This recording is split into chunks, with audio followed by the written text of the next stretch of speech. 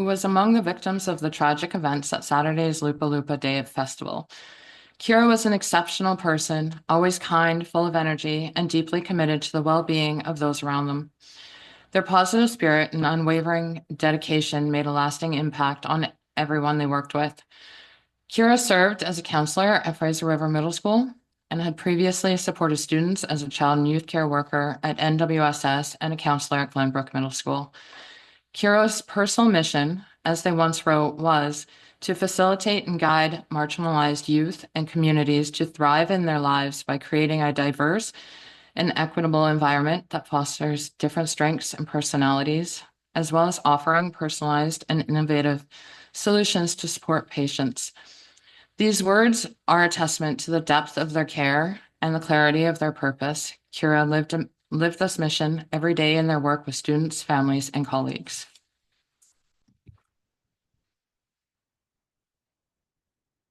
Kira was a valued member of our school community and will be profoundly missed by students, staff, and friends and family alike.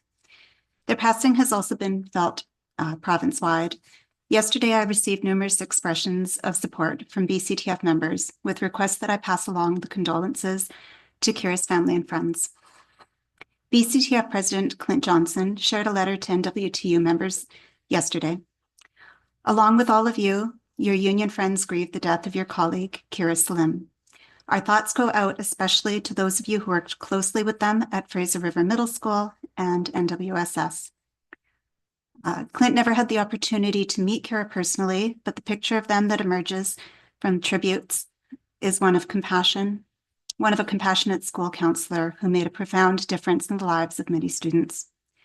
They were also an enthusiastic member of the New West Pride community, a gifted musician proud of their Brazilian heritage, truly an extraordinarily caring and creative human. This morning, Surrey Teachers Association reached out. When our community loses a teacher and educator and activist like Kira Salim, the pain cuts so deep. We, the teachers of the LGBTQ2S+ committee of the Surrey Teachers Association, some of us having known Kira, would like to send the most love and support to all those whose lives Kira touched. From their work as a counselor to their volunteering with New West Pride, Kira's presence helped many. We promise to carry Kira forward in all that we do and keep their legacy alive as the incredibly dedicated helper they were. It's so clear that Kira will be missed. We also want to acknowledge the grief and sorrow of the Filipino community that so many of our colleagues, students, and families are a part of. Words cannot express the senselessness of the tragedy and the heartbreak felt by so many. We are aware that students in several New West schools attended the event, some witnessing the attack, and we know that school communities in their district are supporting them through this difficult time. Our thoughts are with Kira's loved ones during this incredibly difficult time, as well as with the Filipino community who have been impacted by this terrible event. We will share more information about opportunities to honor Kira's memory or to support the other victims as the information becomes available. Thank you. Thank you both so much. And there is a book of condolences in the lobby of the board office here that people are welcome to sign and to share a message or to leave a card as well. That'll be passed on to Kira's family. Thank you so much. And Superintendent David said we were going to put your update here just so you could provide an update on the supports that have been put in place. Okay. I'm usually good at speaking without notes, but my brain is foggy, so I wrote notes. I'm gonna cry. I already started. I will often say to people that we cry not because we're broken, but because we're alive. We here get to process together what we're feeling. On Sunday, when I received word that that Kira had been killed, I reached out to their husband and had a conversation. And I want to share a quote from that conversation with you with permission, because I think it speaks to how wonderful people put into the world what they get back. What they said to me was that Kira loved very much the people with whom they worked, and that they had never felt so cared for and welcomed and fully part of a community, and that they were as happy as they had ever been in their life. It strikes me, having moved from Fraser River to the high school, uh, to Tweeds, to Glenbrook, the schools that had been touched by Kira's service, is that she brought to the people that she worked with that exact beautiful spirit. That people were never happier than when they were with her. That they never felt more welcome than when they were with them. That they never felt so much part of something as when they were with them. It seems to me that they received from the world what they put into it, and that we're the better for it. This last few days has produced some pretty significant challenges for people in our system, and I know that many are tired. But I want to speak to the amazing things that I see. I've often said that the work that we do, we get paid for. But what we invest in others is volunteered. I've watched people in our community, people who work in the system, students who attend our schools, invest in one another and volunteer their hearts in order to support people through challenge. As part of the counseling team, Kira had an impact on and a relationship with counselors across the system, as well as teachers in our schools. And so right now we have counselors trying to support staff and students who are dealing with loss while they themselves try and grapple with that. And so we're in a hard place, but we're not alone. By the time I went to bed early Monday morning, I talked with the Associate Deputy Minister, Jennifer McRae. I'd spoken with the Superintendent of Surrey School District, Mark Permain. I'd spoken to the Superintendent of Richmond School District, Chris Yusi. And by the time Monday morning started, we had clinicians from the integrated youth and child teams from both of those districts in two of our schools, and by the end of the day yesterday in three, and offers to provide supports in a fourth. Today we had 7 clinicians from those organizations, as well as from the short-term assessment response team start in our schools. And we have growing numbers of counselors showing up in our schools in order to provide support. All of them have offered to step beyond their mandate to support adults as well as children. START, which typically works with students for 6 sessions at children and works with children, has said we will work with anyone, with adults, and it won't be 6 sessions. We'll do what needs to be done. We're here as long as you need us. I am grateful for the spirit of the people who have stepped up from within to lean on and help one another. I'm extremely grateful for the support of ministry staff, neighboring school jurisdictions, not-for-profit, as well as those who work in health and mental health. We have a lot to do. The work that we do as a system in order to support our community is broad, because Well, I went to bed Sunday thinking we were going to try and sort through how to help people deal with the loss of a loved colleague. It has quickly become apparent that we have young people and families who are grappling with what they saw and what they've lost. And that kind of healing and helping people through that doesn't happen in a week. We are working with our partners to develop a long-term response plan in order to try and stand up ongoing supports for staff, for young people, and for families. We're working hard with our partners to give to people who need us most when they need us most. I'm reminded here of what I spoke about a little earlier.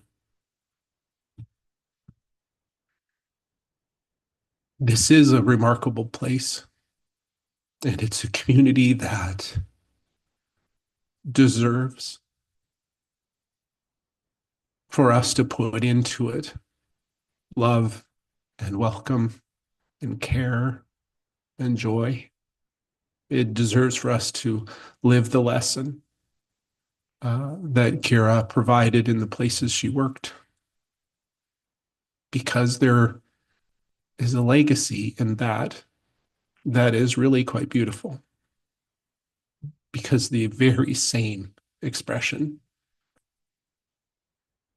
through tears comes to everyone's face when they speak about them. There is a smile and a warmth that's present that is remarkable. And it speaks to how remarkable that human being was and is. And I know that we're going to live up to that gift and work together to do amazing things and support one another. That's that. Thank you so much, Superintendent Davidson. Yeah, thank you all for taking that moment with us to recognize that huge loss. I am going to move to the approval of the minutes. We have the minutes of the March 11th regular meeting in the package. Can I get a motion to approve those as circulated? It's been moved. Can I get a seconder? Is there any discussion? Seeing none, all those in favor? Any opposed? It's carried. Thank you. There is no business arising from the minutes. And we have a delegation. We have two delegations this evening. I'd like to invite, first of all, Sarah Weathered from New West Teachers Union, and I believe the Labor Council, who's going to make a presentation about the annual day of mourning for workers killed and injured on the job. And I believe Sarah is joining us online. Yes, I am. Thank you very much. Thank you for allowing me to do this online. I was at home sick today with a cough, so I'm going to try to get through this without coughing. There should be a presentation that goes with this as well, a slide deck. Thank you. So good evening, everyone. My name is Sarah Weathered, and I am a delegate of the New Westminster and District Labor Council, and I am second vice president of the New Westminster Teachers Union. Each year, the New Weston District Labor Council presents to city councils and school boards in our region to seek their support and recognition of April 28th as a day of mourning for workers killed and injured on the job. Next slide, please. We believe workplace health and safety is everyone's responsibility. This year, workers across Canada are demanding action on invisible injuries and hazards. In 2023, more than 1,000 people in Canada died as a result of their work, an increase from 2022.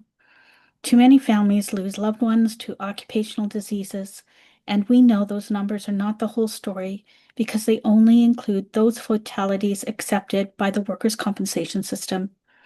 In cases of workplace exposure to toxic chemicals or material like asbestos, effects only become apparent months, years, or decades later. We also know that workplace injuries, accidents, and illnesses are severely underreported. Next slide, please. In 2023, the most recent year, there is data available. WorkSafe BC reported people missed over 4 million days of work due to work-related incidents and disease. WorkSafe BC also reported they accepted 175 work-related death claims, and our thoughts and sympathies go out to the families of those workers. Behind each of these statistics is a working person, a family, a friend, or neighbor. These are people in your community, and the impacts from a workplace injury go far beyond time away from work. We can and must do better to keep workers safe at work and support injured workers and their families. Next slide, please. Accountability is critical when it comes to health and safety at work. As workers, we hold each other accountable, reporting issues and dangers, and actively participating in joint health and safety committees. We call on employers to invest in meaningful prevention measures, offer robust ongoing training, identify workplace hazards, and develop an action plan for addressing them, and ensure worker participation in developing and monitoring the system that will make workplaces safer. Next slide, please.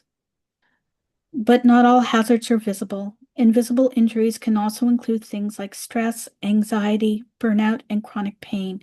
And hazards can include threats to air quality and airborne chemicals. Mental disorder injuries are caused by significant work-related stressors, including bullying, harassment, or one or more work-related traumatic events. This year, workers across Canada are fighting for better protection against invisible hazards and hazards that cause invisible injuries. We are calling on all levels of government to create greater awareness of invisible injuries and hazards through public awareness campaigns, legislate air quality standards for indoor workers, ensure workers know the chemicals they use by ending consumer product exemptions in the Workplace Hazardous Materials Information System, WHMIS, and raising the standard for WHMIS education, and deliver consistent coverage of workplace injuries, including invisible injuries like chronic pain and stress. Next slide, please. Education is a key to prevention, especially for young workers, with 12% of workers injured in 2023 being under the age of 25. Teachers and support workers in schools and programs like the BC Federation of Labor's Alive After 5, together with employer commitment to training, are critical to making sure young workers are not only safe at work, but will also not face lifelong impacts from preventable workplace injuries. Next slide, please. There are different risks faced by workers in schools, pools, and rec centers, in hospitals, on construction sites, at ports, warehouses, shops, and restaurants, for example, and every threat to every worker's health and safety must be addressed. This is not just about accidents, it's about systematic failures in safety enforcement, worker protections, and political will. Workplace accidents and illnesses are preventable and should never be seen as just part of the job or the cost of doing business. Next slide, please. This year marks the 21st anniversary of the West Ray Law coming into effect, named for the coal mine in Nova Scotia, where 26 men working underground lost their lives in an explosion. The law introduced a legal duty and accountability into the Criminal Code of Canada for corporations and individuals to take steps to prevent harm at work. A key piece of enforcement of the law is ensuring police and lawyers receive appropriate training and that prompt and thorough investigations are carried out. Next slide, please. Unions in BC have fought for gains in ensuring appropriate WorkSafe BC coverage, but we know prevention is the most important action we can take.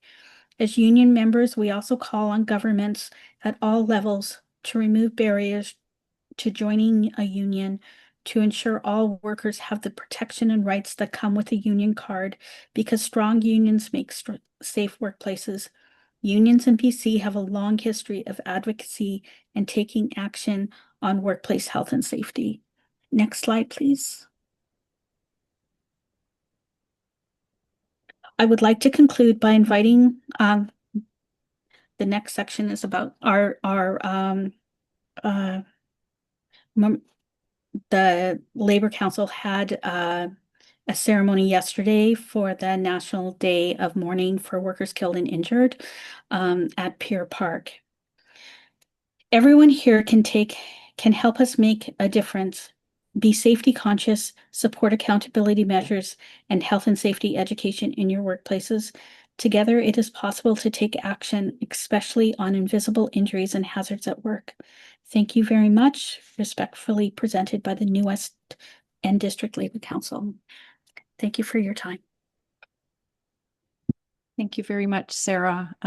We really appreciate that, and we appreciate the partnership as well, and the fact that we together share the cost of the flags, commemorative flags that are lowered at half-mast this time every year.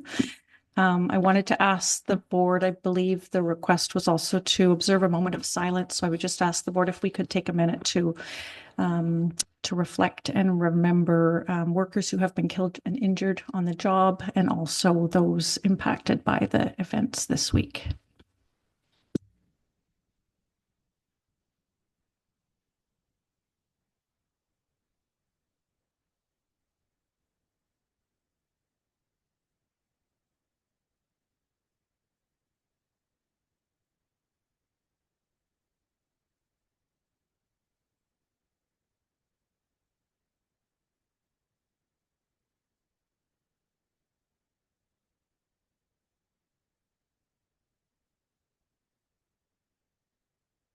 Thank you.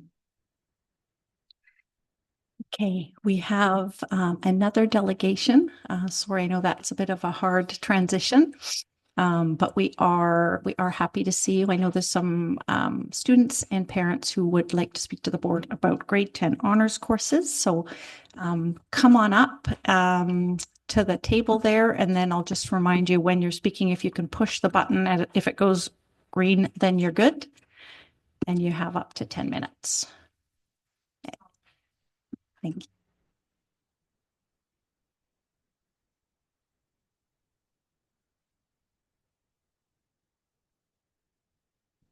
And if you can just introduce yourselves as well for the record, thank you. My name is Karen Audette, and I am a parent of 3 in the New West School District. And this year is, do you want to introduce yourself as well? Sure, I'm Patrick. I'm a student at NW. I'm currently in grade 11. I'm doing French immersion, and I'm in my first year of IB. So good evening, members of the board, administrators, students, and fellow parents. Again, thank you for giving me the opportunity to speak with you today. So as you know, I'm here to express my concern about the removal of the grade 10 honors courses at New West, and to advocate for their reinstatement. As many of you know, a recent decision has canceled these grade 10 honors courses previously offered in English, math, science, and socials. These courses have been incredibly popular, as well as much loved by teachers, students, and their families. In fact, there are currently 2 to 3 full classes running in each subject. These classes aren't just high in demand, they are essential for students who are seeking academic challenge and for those preparing for the IB program in grade 11 and 12. My goal tonight is not only to highlight the unintended consequences of this decision, but also to explore solutions to ensure all students have access to the kind of education they need to thrive. Because equality doesn't mean treating every student the same. It means meeting each student where they are and giving them what they need to succeed. Honors classes were never about exclusivity. There were no entrance exam requirements. Honors classrooms often included as many students with IEPs as regular classes. These courses were about choice and access, about giving students the option to engage more deeply with challenging material if that's what they needed and wanted. For students seeking more academic rigor, honors courses served 3 key purposes. First, they provided intellectual stimulation that kept advanced students engaged and motivated. Second, they prepared students for the IB program, which is the only advanced academic pathway available in New West. And third, they ensured that all students had access to a learning environment that matched their needs rather than expecting one classroom to accommodate the different academic interests and needs. While the 2-credit IDS extension courses that some of you might be familiar with were introduced to fill the gap left by the honors program, they unfortunately fell short, creating new barriers for students and offering fewer benefits than the original honors courses. Instead of advancing equality, the removal of honors courses has limited opportunities and made it harder for students to access the advanced learning that they deserve. An example of the barriers this new model presents, students pursuing the full IB diploma, which Patrick will speak more about, varying slightly depending on whether or not students are in English or the French immersion stream, must now enroll in 4 additional IDS courses in grade 10, on top of the required grade 10 classes and mandatory grade 11 courses, like pre-calculus 11, physics 11, science humans 11, which is a total of between 14 and 15 classes in 1 year. The outcome, students are being asked to take on unmanageable workloads or are being pushed into taking summer school or online classes, often while maintaining a full in-person course load at the same time. And since all IDS classes are scheduled during E-block, students must attend school from 8 o'clock in the morning until 3:45 p.m. each day. This rigid schedule forces them to choose between their academic pursuits and the opportunity to participate in band, musical theater, and before and after school care. Sports. They might be, exactly. They might be. For other students, especially those with learning differences or mental health considerations, an 8-hour school day, 5 days a week is simply not realistic. Honors classes, on the other hand, were a lifeline, not just for students who were traditionally seen as academically advanced, but also for those who were both high achieving and neurodivergent. I've spoken with families of students with ADHD and those on the autism spectrum who emphasized how essential the honor structure was to their child's success. These students thrived in an environment that provided intellectual challenge without the overwhelming demands that this 5-block system would require. For them, honors courses are vital, not in just supporting their academic growth, but for helping them feel that they belonged and to enhancing their well-being. They were part of a community. And it's not only just these students in the honors courses who benefit. Students in regular classes have expressed their appreciation for having honors students in a separate section, as it allowed teachers to focus more effectively on their specific learning needs. Without honors courses, teachers must support a wider spectrum of needs in a single classroom, making it harder to deliver targeted instruction for everyone. Canceling honors is not equality. It's creating a system that limits access to challenge, and for some, it is reducing support. I want to be clear, I really value equality and inclusion deeply. I support and work towards in every realm of my life to make sure that our education system is accessible, responsive, and fair. But true equality means giving each student what they need to succeed, not forcing all students into the same mold or expecting they all require and want the same thing for their education. For a system to be truly equitable, we need to be recognizing and meeting the needs of all of our students. I would further argue that differentiated needs are already recognized when we offer trades programs, sports academies, and musical theater pathways, as all of these are understanding that different students thrive in different environments. Not every student wants or needs these options, but we offer them because they meet the needs of some. In grades 11 and 12, this principle is reflected in the wide variety of course options. For example, in math, where students can choose from workplace math, foundations, apprenticeship math, pre-calculus, and calculus. This all makes sense. Students have different goals, strengths, and plans for the future. A one-size-fits-all model doesn't work, and it doesn't serve everyone well. And that's what makes the changes to the grade 10 year so troubling. Just as students are beginning to define their academic identity and consider their future, they're being forced into a uniform model. This isn't just about IB students or those wanting to take honors courses. Whether a student is aiming for trades, arts, STEM, or humanities, they benefit from a learning environment that matches their readiness and ambition. So thinking about the impact this will have, first, advanced learners don't thrive in a classroom that doesn't challenge them. Second, when students aren't stimulated, they disengage. They lose motivation, become frustrated, and even struggle with mental health issues. And lastly, removing honors classes puts pressure on teachers to meet an even broader range of needs, often at the cost of depth, critical thinking opportunities, engagement, and targeted support for everyone. In summary, honors courses ensure that students remain engaged and motivated. They provide essential preparation for the IB program, which again is the only advanced academic stream available. They prevent students from being overloaded with extra IDS courses, summer and online classes, and allow all students to access truly advanced content within their regular schedules. They also ensure that the limited resources available are utilized in the most efficient and equitable way, ensuring that the needs of all of our learners are met. It's not about separating students. It's about removing unrealistic barriers, ensuring that every student has access to the level of academic challenge they need to grow. So I ask, can we talk about reinstating grade 10 honors? I would also ask that before we make decisions of this magnitude, can we hear directly from the stakeholders, parents, students, and teachers about the impacts that would have? Are there any other better solutions that could be proposed that would balance equality with academic rigor and student well-being? If not honors courses, then what is realistic and equitable way that New West is able to offer support and instruction that appropriately challenges and exposes our more advanced learners to the rigor that they need without the unrealistic barriers?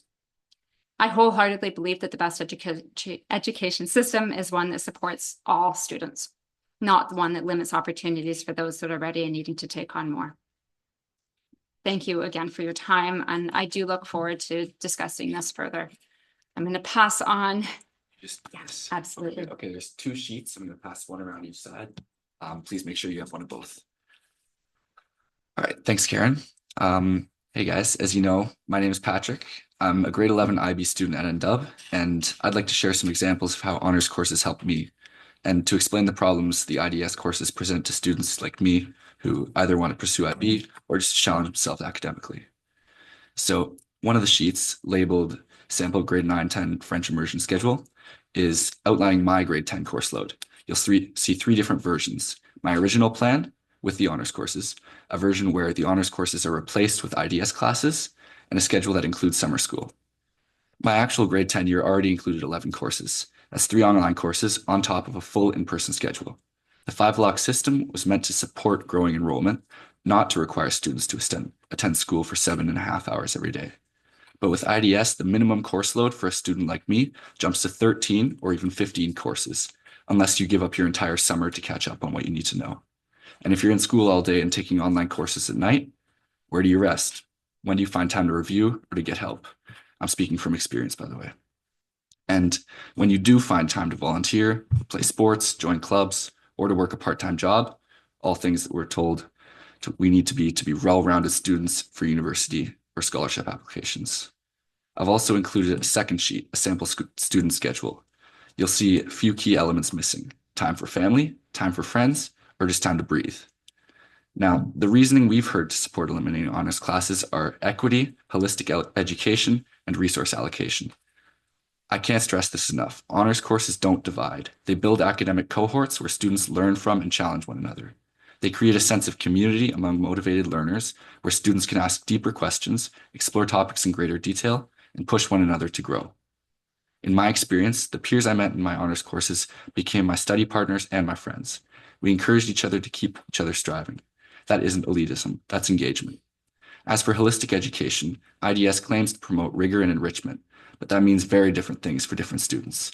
The level of challenge that motivates a student prepping for Pre-Calc 12 and IB is not the same as someone aiming for workplace math. When everyone is in the same classroom, it risks leaving no one fully supported. The advanced students will be disengaged and the others will be overwhelmed.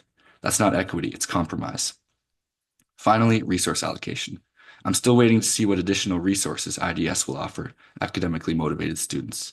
In my experience, honors classes already offered enrichment and targeted support without needing an extra block or online course overload. In conclusion, IDS adds barriers, not opportunity, for students who want to go further. Keeping honors courses does not imply that some students are better than others. It simply ensures that we provide inclusive learning opportunities for all students at all levels. I'm sure I'm not alone in saying that I'd like to continue to see this happen at our school. Thank you.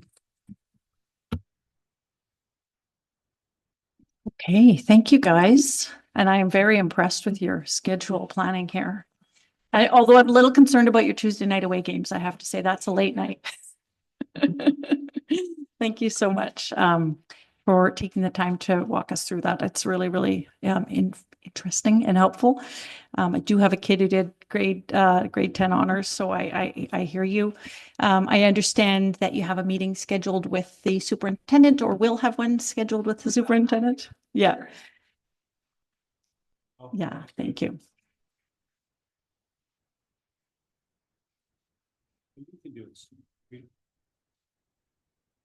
Awesome. Can I just request that you use the mics? Sorry, yeah, okay. Sorry, I was just saying that I have a son who will be starting high school. And Patrick has a sister who will be entering grade 10. And so we are very passionate about the need for this. Thank you. Trustees, did you have any quick questions before we press on? Trustee Connolly? Yeah, I just wanted to say thank you to both of you, and especially to Patrick. I know this is not easy to do, and certainly appreciate it. It's really, really important. I mean, you are who we serve. You are why we are in this role. So really, really appreciate you taking the time out of your very busy schedule and coming and talking so passionately. And I look forward to hearing out from the meeting that you have as well. So thank you both very, very much for coming and sharing this. We don't know what we don't know. So appreciate it a lot. Thank you. Trustee Slynn?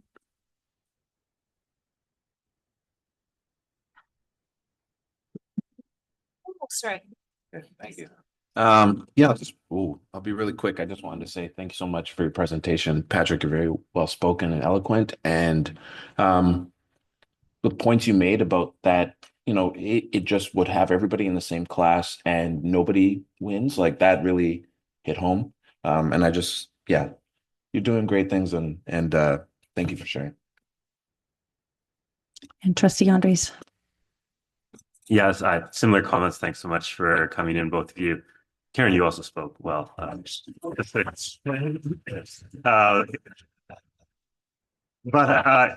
think as well, we talk a lot about, students' mental health, wellness, and, when we look at these busy schedules, I think it's really helpful as a point of reflection for all of us of pressures that young people like yourself are under, and prompts that question, like how can we support in relieving some of that pressure. So thanks for coming in today with you.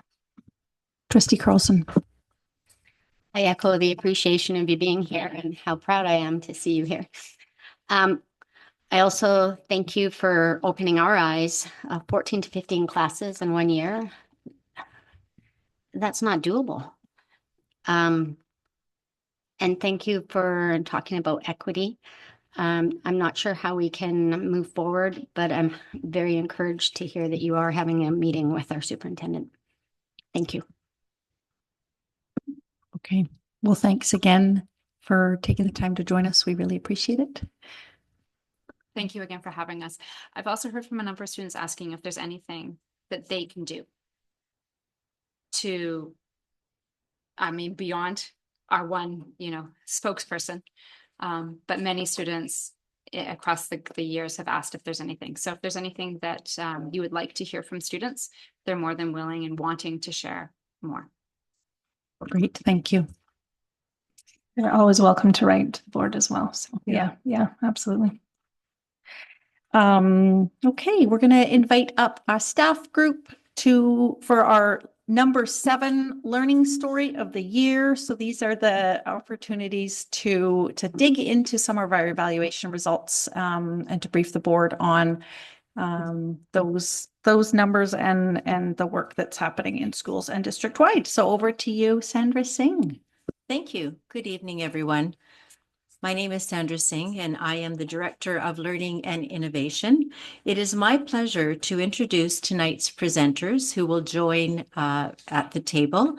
Josh Anjola, District Numeracy Facilitator, Jen Richter, Principal at Lord Tweedsmuir, and Rebecca Wheeler, Vice Principal at Lord Tweedsmuir. The Enhancing Student Learning Report Order specifies that each year a board must prepare and submit to the Ministry of Education and Childcare a report that focuses on the 3 goals of public education. Tonight's presentation aligns with Educational Outcome 2. Students will meet or exceed numeracy expectations for each grade. Dr. Michael Fullen, a renowned expert in educational change and system reform, states the following. Effective school-wide reform requires the collective effort of teachers, administrators, and the community, working together to create a cohesive and supportive environment for student learning. This quote captures the essence of Fullen's approach to systemic change in education, highlighting the need for collaboration and shared vision. This evening, you will have the opportunity to hear how teachers and administrators created a system of change at their school that focuses on teaching and student learning. The presenters will speak to the why, the what, and the how of the school's implementation journey and the impact that their collective determination and motivation to enhance student learning in mathematics has had and continues to have on their school community.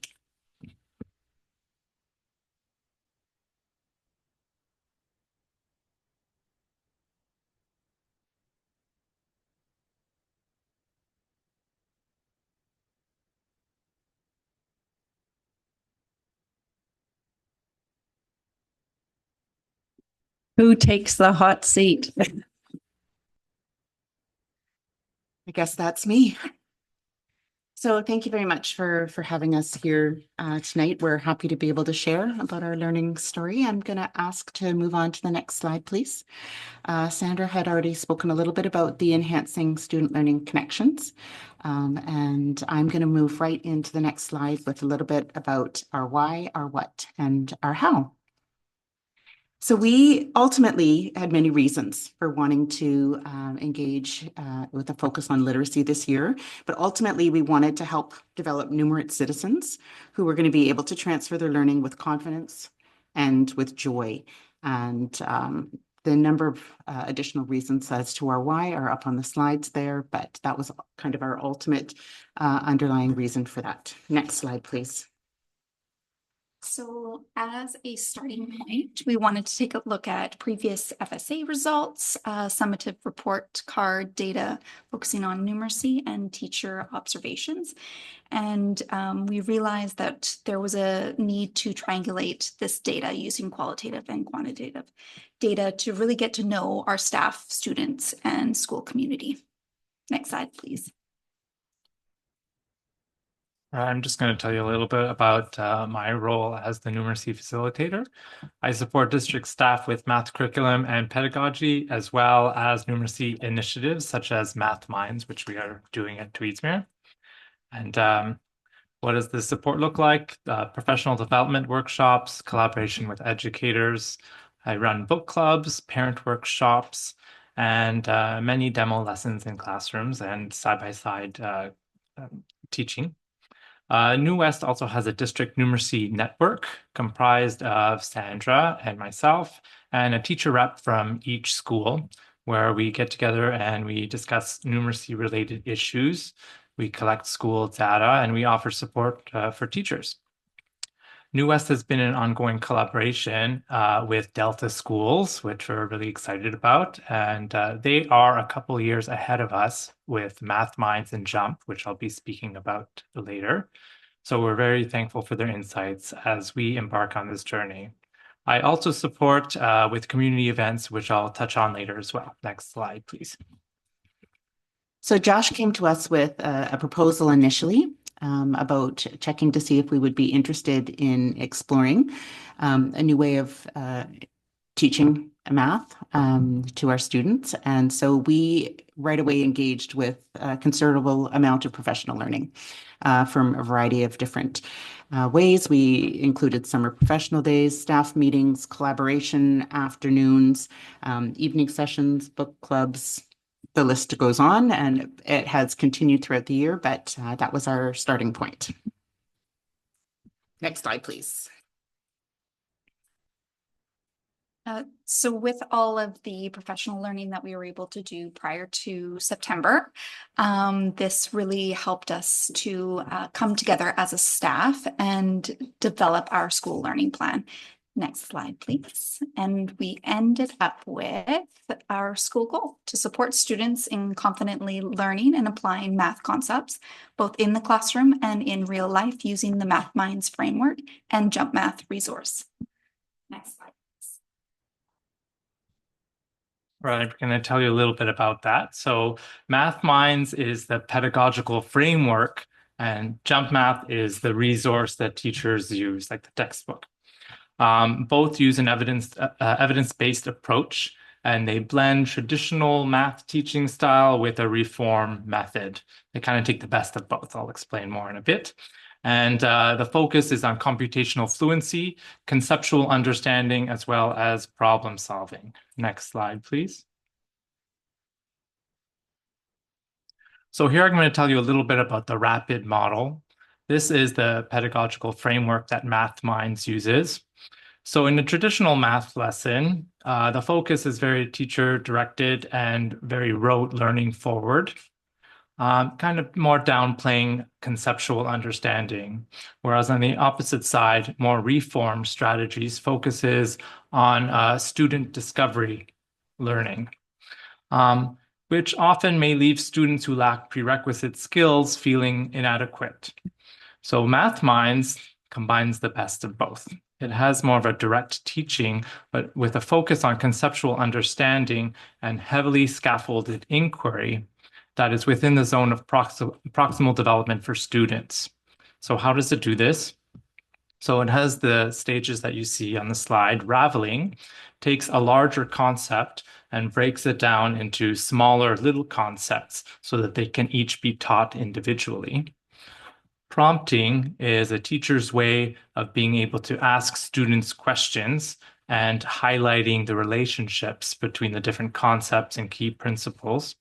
And interpreting is being able to see how all students are doing. In a traditional classroom, we usually ask students to raise their hand and we choose one student. But Math Minds, we are seeing what every student is doing because we ask them to put their answers on whiteboards, for example.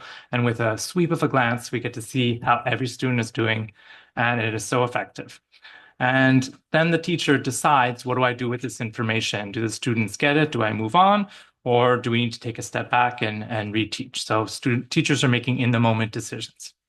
Next slide, please. So once we decided where our focus was going to be, we targeted a significant portion of our school budget towards resources to support numeracy develop, and that came in a variety of different ways. We also had support from the district with respect to Josh supporting our site quite heavily. In addition to Sandra was able to support us with, as we were realizing we needed more data. One of the data measures that Delta had used was the Canadian test for basic skills. And so we administered that for our grade 5s, and we had financial support for that as well. Next slide, please. We also wanted to get a little bit more information about the mindset around math. So we created 4 different surveys that we administered to students and teachers, as well as our parent community, which was great. We gathered a lot of information about how they were feeling about math. And we're looking forward to administering those again, following the implementation of the new methods of teaching to see how they're feeling about math now. Next slide, please. All right. So I created a grade 1 math assessment in consultation with some other teachers at Tweedsmuir. And it's a similar style to the literacy blitz that they do already. So we do a blitz of the math at the beginning of the year so that we have data. And then teachers can use that to be able to decide what they have to be focusing on in their teaching. And then we're going to do it again in the spring so that we can track growth. And we're doing something similar with the Canadian Test of Basic Skills for grade 5. So we can compare pre and post data. Next slide, please. As we've been moving through the year, we've taken time to do a considerable number of reflections and check-ins, and that's been a significant catalyst for change. So we are continuing to pivot and adjust based on the information that we're being provided. On the slide in front of you is a sample of one reflection session where we took a moment to celebrate things going well, highlighted some nagging questions that we wanted to address, and also broke it down into kind of some smaller chunks to be able to make sure that it wasn't too overwhelming all at once. Next slide, please. So with the reflections, as well as all of the data that we were able to collect so far, we noticed that there could be potential gaps. And so we wanted to engage in some exploration with several different numeracy intervention resources that are out there and see what would be successful with our school. Next slide. We've tried to make sure that we are using a variety of different ways to share our learning journey with our community, and so we've enjoyed doing that. And I'm going to included in that was, in addition to the instruction, we've also taken a moment, next slide please, to have some intentional and targeted opportunities to allow us to create a learning culture of numerate citizens. So it hasn't just been about the math instruction itself. We're looking at the overall culture of math. And there's a few things we'd like to share with you that we've been doing as well. Next slide, please. All right, one of those things was a parent math night. We invited parents at Tweedsmuir to come in and learn some math alongside their children with the focus of how can they best support their children at home with numeracy. And we had an overwhelming response. It was great, 81 in attendance. It was really nice to see. And another thing that we did was the Julia Robinson Math Festival. This is a bunch of math-like games that students played, and we had the grade 5 leaders at the schools put them on for the younger students. So it really created a nice culture of learning math together. And many comments were, we didn't even feel like this was math at all. They loved it. So it was great. Next slide, please.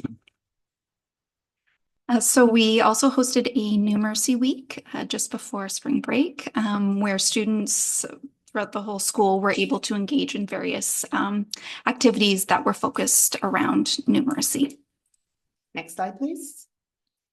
We also incorporated numeracy into our student conferencing, and we had numeracy performance tasks available for our three-way conferences for students to share with their families. Next slide, please. We wanted to make sure that we were focusing on cross-curricular, so making sure that we had numeracy picture books ready to go in case any staff member wanted to use books in their classroom. And we wanted to make sure, next slide please, that we were still carrying on with previous school learning goals. We didn't want to forget about some of the work that we had done in the past.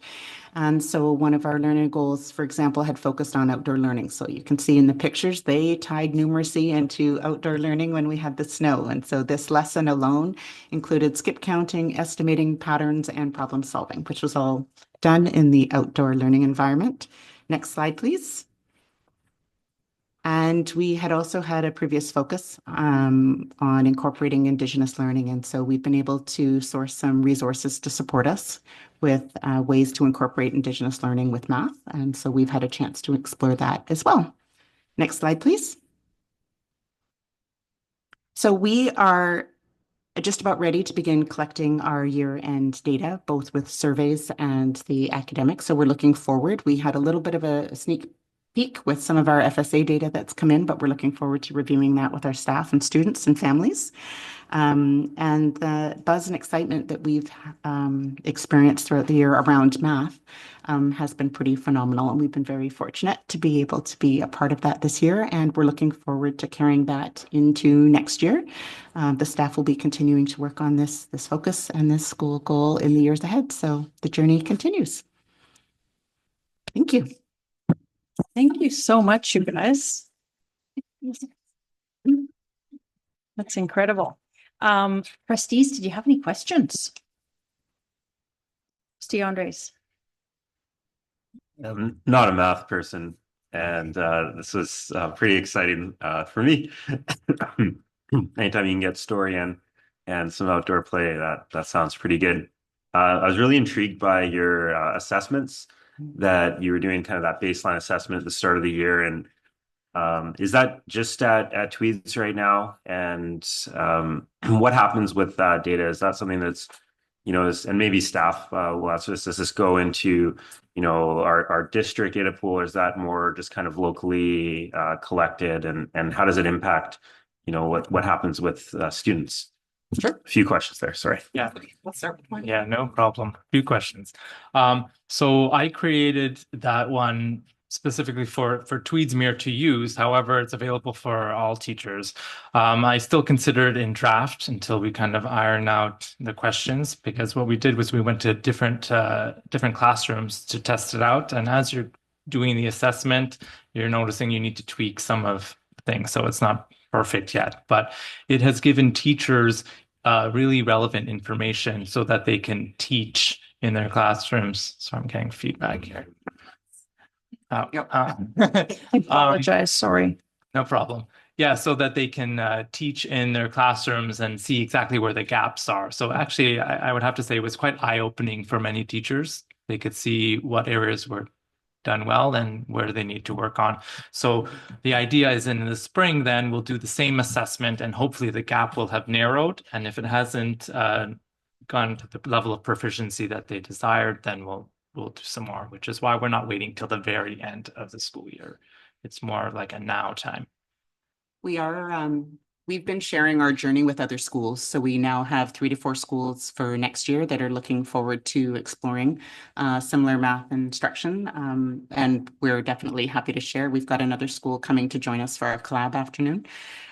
Our intention is to continue to gather this data and be able to kind of take a look at some patterns over a significant period of time. And we are sharing all of our resources, the assessments that have been created, the experience we've had with the CTBS test, which I should specify we only focused on the numeracy portion, as well as the other ways of collecting data with the other schools. Thank you so much.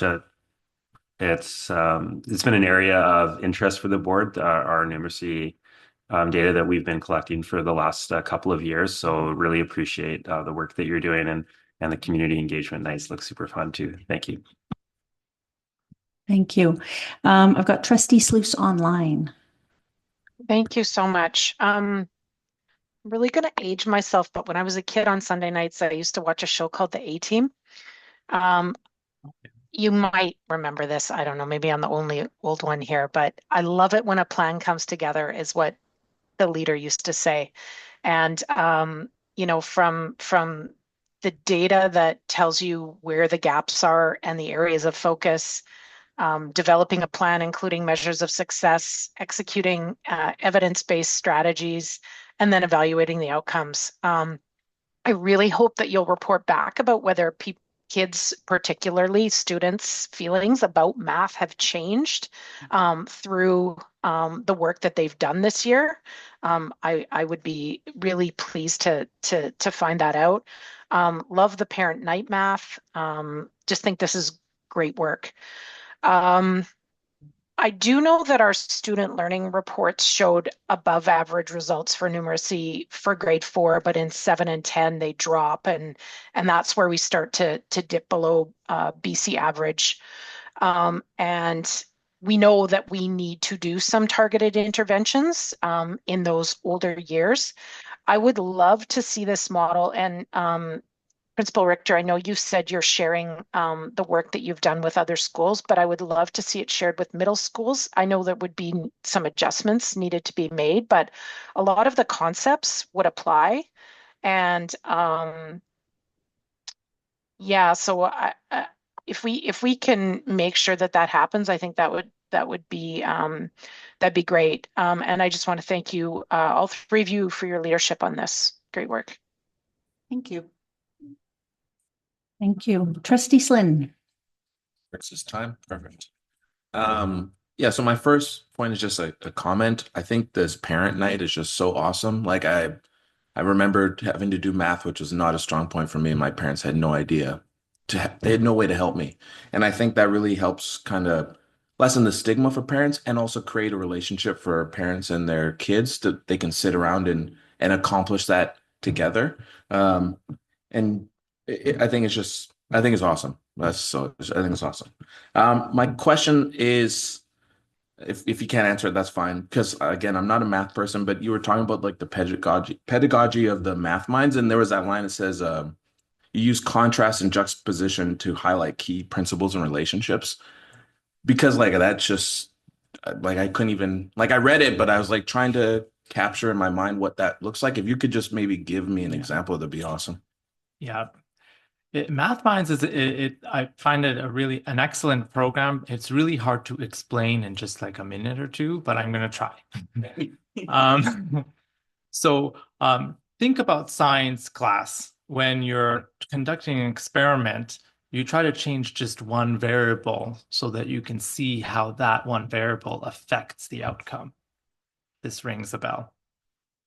Like, for example, I want to find out what my favorite cereal is. But if I have one cereal with milk, one with yogurt, one with, I don't know, juice, I'm not going to know the difference between whether it was the cereal or the liquid that I put in. So I just want to change one thing at a time, just the cereal, keep the milk the same. With Math Minds, you're going to be doing that too. You keep a lot of the numbers the same and you're changing one at a time. And also, you're keeping these on the board so that students are comparing and contrasting them. So our minds are wired to notice change. You can't help it. So they start to see patterns, and we emphasize that by using color. So we will put something standing out in a particular color so that it's kind of just like in your face so that you can't help but see it. And it's quite an effective way. It's like a simple idea, but it's underutilized. And it's one of the ways we leverage the understanding in Math Minds. That's just a couple principles of many. No, that juice example that helped. I mean, just everybody learns differently, and being able to tie visual learners and colors and numbers all together, I think just will create that stronger connection in people's minds. And so, I wish this was around when I was doing math, because I honestly, it was something I dreaded. I stopped in grade 10, and I hope that you create people that love math and adults that don't say, "Oh, I learned this and I never used it again," like when they get out of school. So great work. Thanks so much. Thank you. Thank you. Trustee Carlson. Thank you. Thank you, all three of you, for being here. I do say my question about sharing with the other schools in the district has been answered. So thank you for this. I believe doing a survey at the beginning of the year and again in the spring to see how the students are doing seems so simple. Yet I believe will be so effective, and I'm really looking forward to hearing the results of that data. I love the math night for parents. I think this is a great initiative and could prove to be very educational for parents. I will share that I recall my husband saying, "What is skip counting? And why do you estimate? Why don't you just..." And having to speak about, well, we actually have to teach the way he's being taught in school. But parents don't know the way students are being taught in school unless they're taught. So thank you for that great initiative. We also found too, it was helpful. We had the students run through the Julia Robinson festival kits during our numeracy week, but then we brought them back during conferences and we had them open in our gym. And so parents could just come and experience and play with the kits with their, once they either before or after they'd finished their conferences. And they were quite eager to do that as well, because once again, they had a chance to play with math in a different way with their child for as long as they wanted. And that seemed to be very well received too. Yeah. Lovely. Associate Superintendent Lawler. Thank you. So thank you for your presentation. I had the pleasure of also listening when you did your presentation for the principal vice principal group, and it was so inspiring. As I sat beside principals who turned to me and said, Geraldine, I want in on this. So Sandy jumped on that. And, as you mentioned, we have several other schools that are inspired, and we're so thankful that you're willing to share your journey with them. With regard to the data, and thank you for that assessment that you're working on and the thoughtfulness that you're putting behind that as well, Josh, and in refining it as you're doing it and recognizing all of those nuances that you need to take care of. So as we move forward into next year, as I've talked to the board about previously, we see a place for this data to be stored within the database that we've talked to you about at Plan Insight. And so Sandy will also be spearheading that. So thank you, Sandy. And so I think that will be really helpful as the schools come on board. And I also want to recognize when we went out to visit schools and hear about their school learning plan, this was deeply embedded in the school learning plan for Tweeds and very strongly tied to what we are seeing now for our strategic plan moving forward. So we see a place for this across schools in their school learning plans as well. So thank you for being the flagship, I'll call you, for this work. Thanks. Trustee Connolly. Great, thank you. This is actually a question, I think, for our Secretary Treasurer. I'm just wondering, was there or has there ever been any dedicated funding to support the mandate? No, there's been some supports to fund things like literacy, but the numeracy piece has not been specifically identified with a certain grant attached to it, as far as I'm concerned, and of recent updates. Okay, thank you. And I really appreciate the focus on the foundational skills. I do wonder, and I know this was the focus on Tweeds, but I do have questions about what we're seeing and what we're doing for the later years, especially the cohort that's going through now that, substantially miss some of their foundational pieces through those awful couple of years there. So I would think that's maybe a separate presentation, but wondering what is also being done at those levels to reach those kids who are might be struggling in the middle and secondary school years, especially with those foundational elements that they might have missed from the in-person learning. So again, that may be another presentation, but that's certainly something that I have concerns about when I see this numeracy focus piece and wondering what's happening at the older grades as well with regards to some of the supports. Superintendent Davidson. So part of the work that we're doing around Ed Plan Insights is to allow us to gather data throughout students' time in our system so that we can examine trends. Principals would be able to examine trends within their own schools. Teachers would be able to examine trends within their classrooms.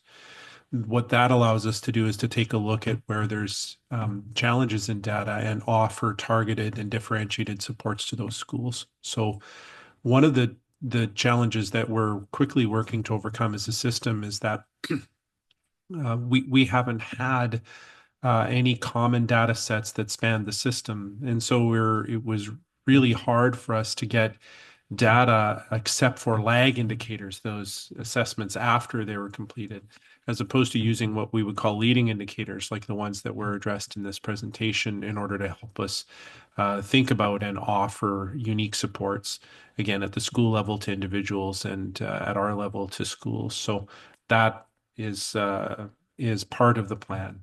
We're also working through how to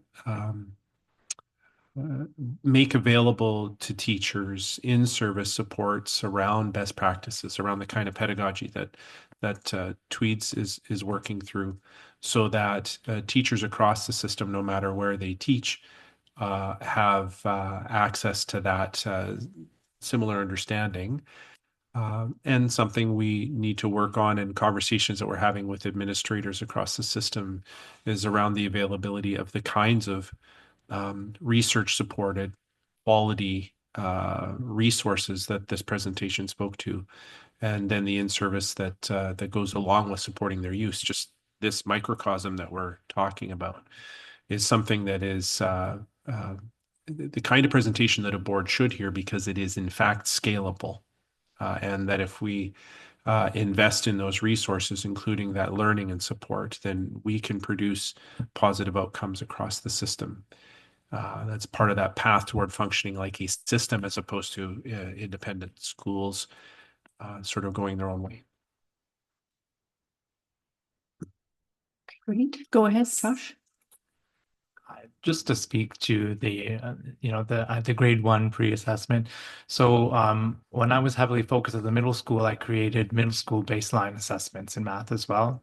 So they exist, they're on the staff portal, so teachers have access to them. In fact, there's a numeracy and SD40 icon that you click on, and all of the stuff that I've been doing over the years, I just put it all there. So it has a wealth of resources for teachers to reference and to use, including assessments. Wonderful. Great, thank you. I guess it's just those additional supports at those higher levels as well for kids who are coming through. I think a consistent question I often see on like the newest moms Facebook group is, where do I find a tutor? So I think that's something that does need to be addressed at those grades as well. So thank you. Thank you very much. That was really exciting and interesting. Thank you so much for coming to hang out with us. Trustees, I have identified a gap in our agenda, in that we are proposing first, second, and third reading of our budget bylaw. But we don't have an opportunity to hear from members of the public before we potentially get to that third reading, although it is, of course, up to the board when we get there if we feel we're ready for that. I seek your guidance about how we could rectify that, but what I'm proposing is that we consider moving the question period up before third reading within that budget. So that if there were people who wanted to speak to that item, they would have the opportunity to do so. If that's okay, or if people have another suggestion, very open to it. Trustee Connolly? I'm trying to think to years past, would people have known that they would have had that opportunity? And if it's not on the agenda, I know we have until June to pass our budget. Not something I, say lightly, but if we're not giving the members of public enough time to know that they have an opportunity to speak to it, perhaps this needs to be deferred to our May meeting. Yeah, it's up to the board. Yeah, it's a question of, do we make the decisions tonight so that staff have more time to implement and there's a bit more certainty for everybody impacted, particularly, I guess, because there are some difficult decisions in the budget. But yeah, I defer to everyone. Trustee Davidson. I just got elected. Superintendent. Oops. I didn't even have to campaign. Does that mean I get to vote on adjournment? But I always want to throw up my hand, but I never do. I think that the agenda always has that space for public comment, and people know that they're able to use that time and space. I'm concerned about pushing deeper into the year, and that we have significant staffing work to do, made even more challenging by the nature of the budget we have. So the work that HR has to do in order to implement this budget, if passed, it takes a significant amount of time and requires a lot of processes. So it does concern me, the notion of pushing this process back. Trustee Jolliwall. I just wanted to present an alternative because end of May is quite far away. We can always do like a special open in a few days. Should that be the will of the board? Any other thoughts or suggestions? Yeah, it's not a suggestion, but I'm kind of leaning towards Trustee Connolly's suggestion of moving it, or even Trustee Dollywell's, just to have a special meeting. I know I've had some people from the public who were either going to be here or wanted to speak on it. So I don't know if they'd be able to just jump on right now to talk about it. So. Okay, if it was the will of the board, we could remove the third reading and schedule a separate meeting, maybe potentially next week. And go through the first and second and then receive and then hear from people in the question period. And then I'll hold an additional meeting for that third reading. Yep, go ahead, Secretary Turner. Just procedurally, I don't know if it would be worth just going through the process and in the presentation, seeing how things are landing, and then make a decision on what you want to do for the recommendation, which is still, an opportunity for trustees to think about it until we get to that point. We can do that. I guess what I do want to make sure though is that we, if I can maybe get a motion from the board that after second reading, we will move to the question period. If that's makes sense. Okay. So moved. Thank you very much. Can I get a seconder? Actually, you know what? Sorry. I actually think we need a motion to reconsider the agenda just to be completely legal here. Could somebody who voted in favor of the agenda please put forward a motion to reconsider? Which I think is all. That was me. Thank you very much. Ennis, can I get a seconder, please? Thank you. All those in favor of the motion to reconsider? Sorry, I'm just not sure what we're reconsidering then. So are we reconsidering having another meeting? Are we reconsidering just changing the question period? Just to amend the agenda after we already passed it, I believe we require a motion to reconsider passing the agenda. I just want to make sure we're all squared away when we pass our budget. Does that make sense? Yeah. So to be clear, we make this motion and then we make the motion to having it on. Yeah. So all those in favor of the motion to reconsider, thank you. All those, thank you. Any opposed? Motion is carried. And then if we can get the motion to move after second reading to question period. Moved, seconded. Any further discussion? Trustee Carlson? Does that take the third reading out of this meeting? Not necessarily. I guess the board could make that decision when we get back to that item. Okay, all those in favor?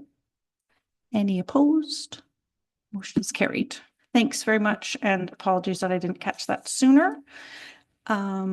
We are at item number 5, correspondence. There's just a few pieces of correspondence in the package that were coming out of direction given here at the board. And then that takes us to number 6, board committee reports, and the coordinating committee. I'd like to call on the committee chair, Trustee Connolly, to give us a report from the last meeting. The meeting actually was in camera, so I will leave it at that. So thank you. Okay, there's a set of minutes attached. So if we can just get a motion to approve those. Moved, seconded. Thank you. Any questions or discussion? Seeing none, all those in favor? Any opposed? Motion is carried. Thank you. Now we're at reports from senior management and Superintendent Davidson. Did you have any additional items to report on? Okay, so we're at 7B, school fees. Associate Superintendent Lawler. Thank you. Within the package, you'll see that we have the school fees shared with you. I do want to note that the intention is that we will be reviewing the school fee structure as we move through next year and working to have alignment across schools across the system.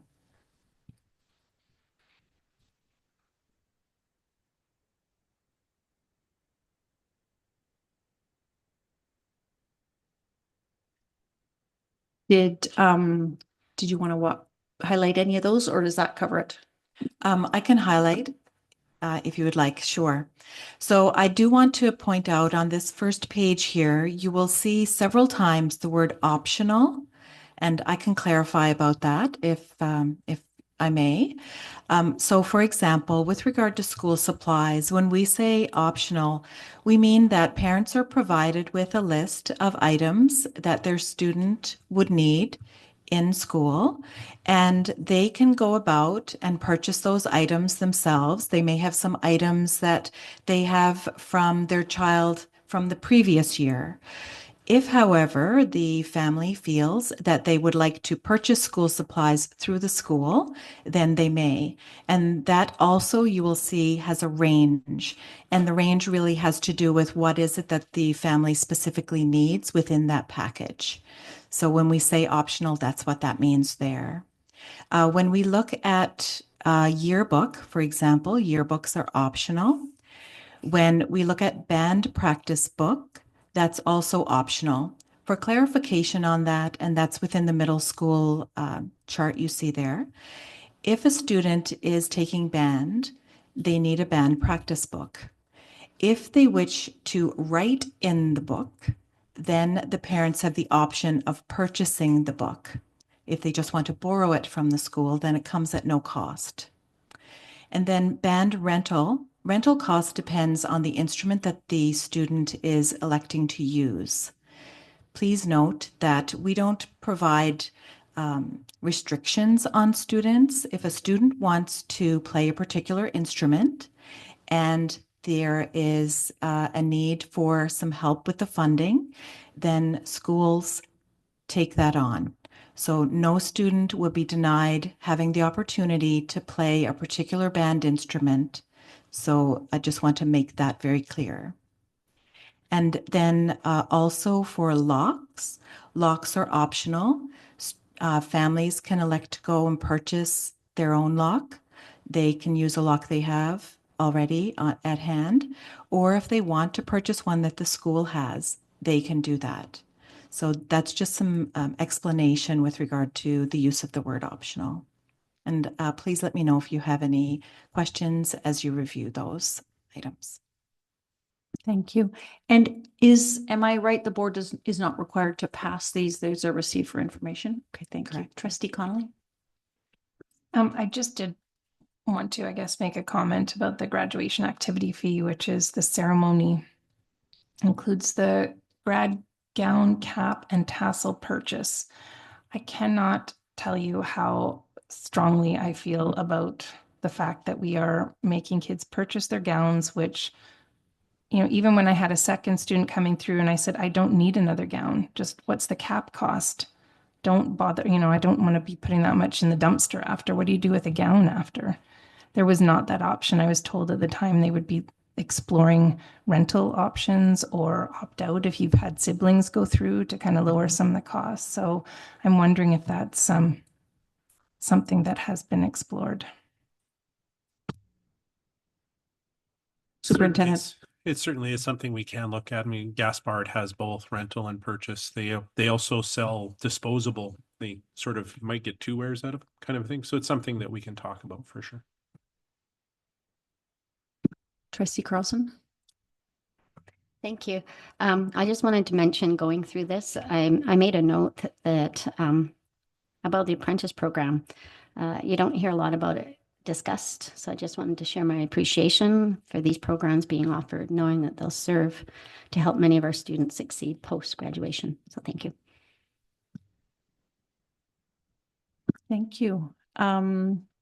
And then I just would note I understand the board isn't passing the fees, but I note again the fee for the football program. And I know it's a really valued program for many of the members of our community. I do often fret about just the equity of experience that we're offering across our athletic programs and arts programs. And so just flag that again. I know that it's something that our admin team is looking at. Anything else on fees, folks? Trustee Connolly? And just back to the grad piece, while it's all still fresh in my memory. It used to also include a photo that the kids would get on site. Is that still part of it? They'd walk off the stage, there was a thing, they'd get a photo, and then that would I see Principal Kwan is nodding, and she's giving us a double thumbs up. Perfect. Thank you. Great. Okay. That's valuable. Thank you. Thank you very much for the briefing. Okay, we're at 7C, capital plan response bylaw. Excuse me. Secretary Treasurer Ketchum. I don't know if it's point of order or just, I realize I just messed up on the coordinating committee, and because we just had a coordinating committee, last week, that's what was fresh in my mind. So that was the in-camera one, the minutes are accurate. That was from March, which is well out of, sorry. Back in the annals of history. It was our first inauguration meeting. It was wonderful. I think we all had an opportunity to kind of share what we were there for, what we hope to get out of it. I think there were still a few heads being scratched at the time, and that's great. It's good. It's something new. It's something different. Change is good. And leading into the next meeting, I think we're already starting to see how it's taking shape, and that it's going to be a very positive addition moving forward. So apologies. Thank you. Thank you very much. Okay. Secretary Treasurer Ketchum. Thank you so much. So the capital plan response bylaw is the ministry's response to our submissions that we made in June and September of last year. So we're always working a year ahead. That can often be a bit confusing in terms of timing. So we did submit a capital plan. Ministry responds in March of every year. And so what you're seeing before you in terms of the capital plan response bylaw is the ministry's approval to the plans that the board had laid forward as part of our submission. So what you'll see in the background report is that we are pleased to say that we had 2 successful applications under our minor capital project programs. We were awarded $1 million for the Lord Tweedsmuir electrical upgrade, and a part 1 of 2 Herbert Spencer Elementary School upgrade for an HVAC renewal, which is part of the carbon neutral program. We have had no updates at this time in respect of our major capital projects, but we are in close communication with the ministry and hope to hear something imminently.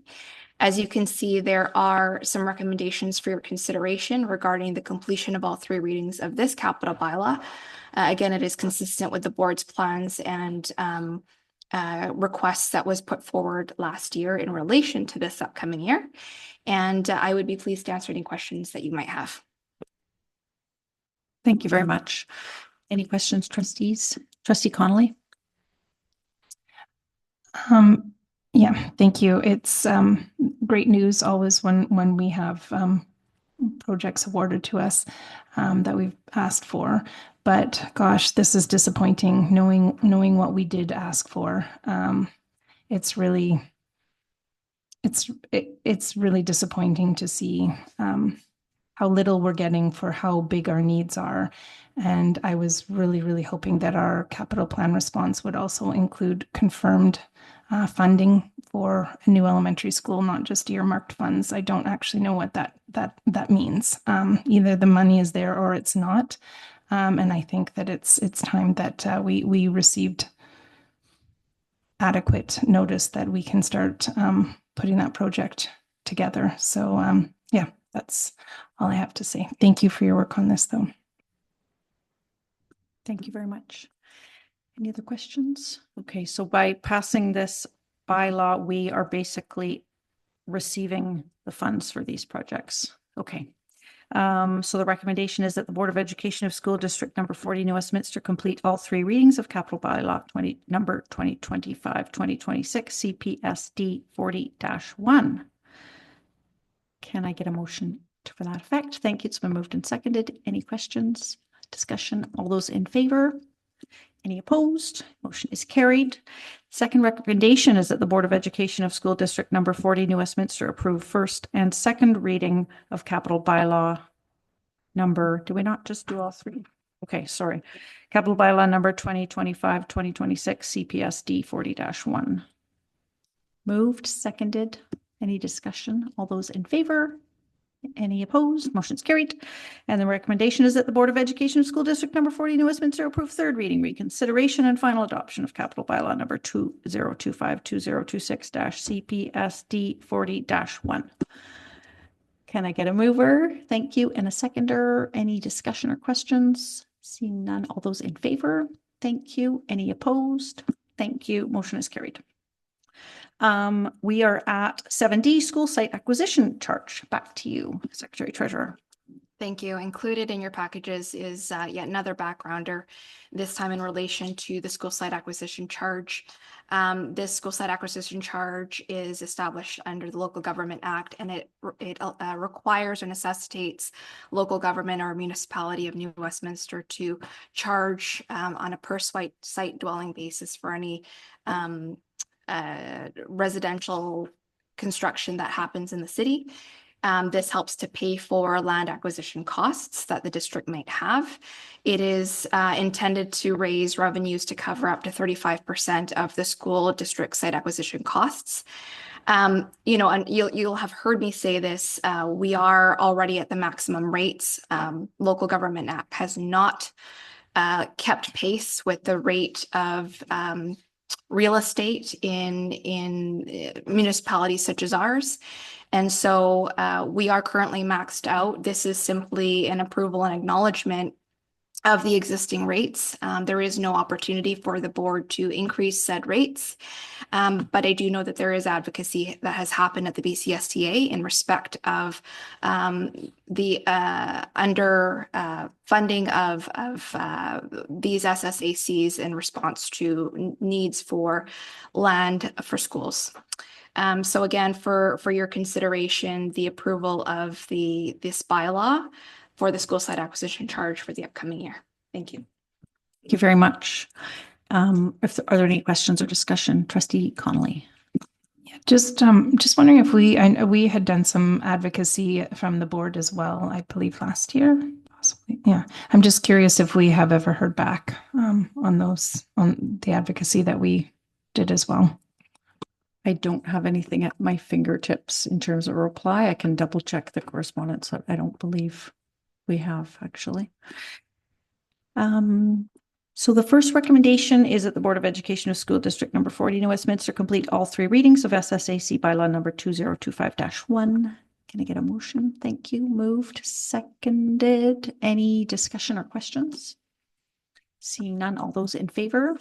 Thank you. Any opposed? Motion is carried. Second recommendation is that the Board of Education of School District number 40 New Westminster approve first and second reading of SSAC bylaw number 2025-1. Moved and seconded. Any discussion? Seeing none, all those in favor? Any opposed? Motion is carried.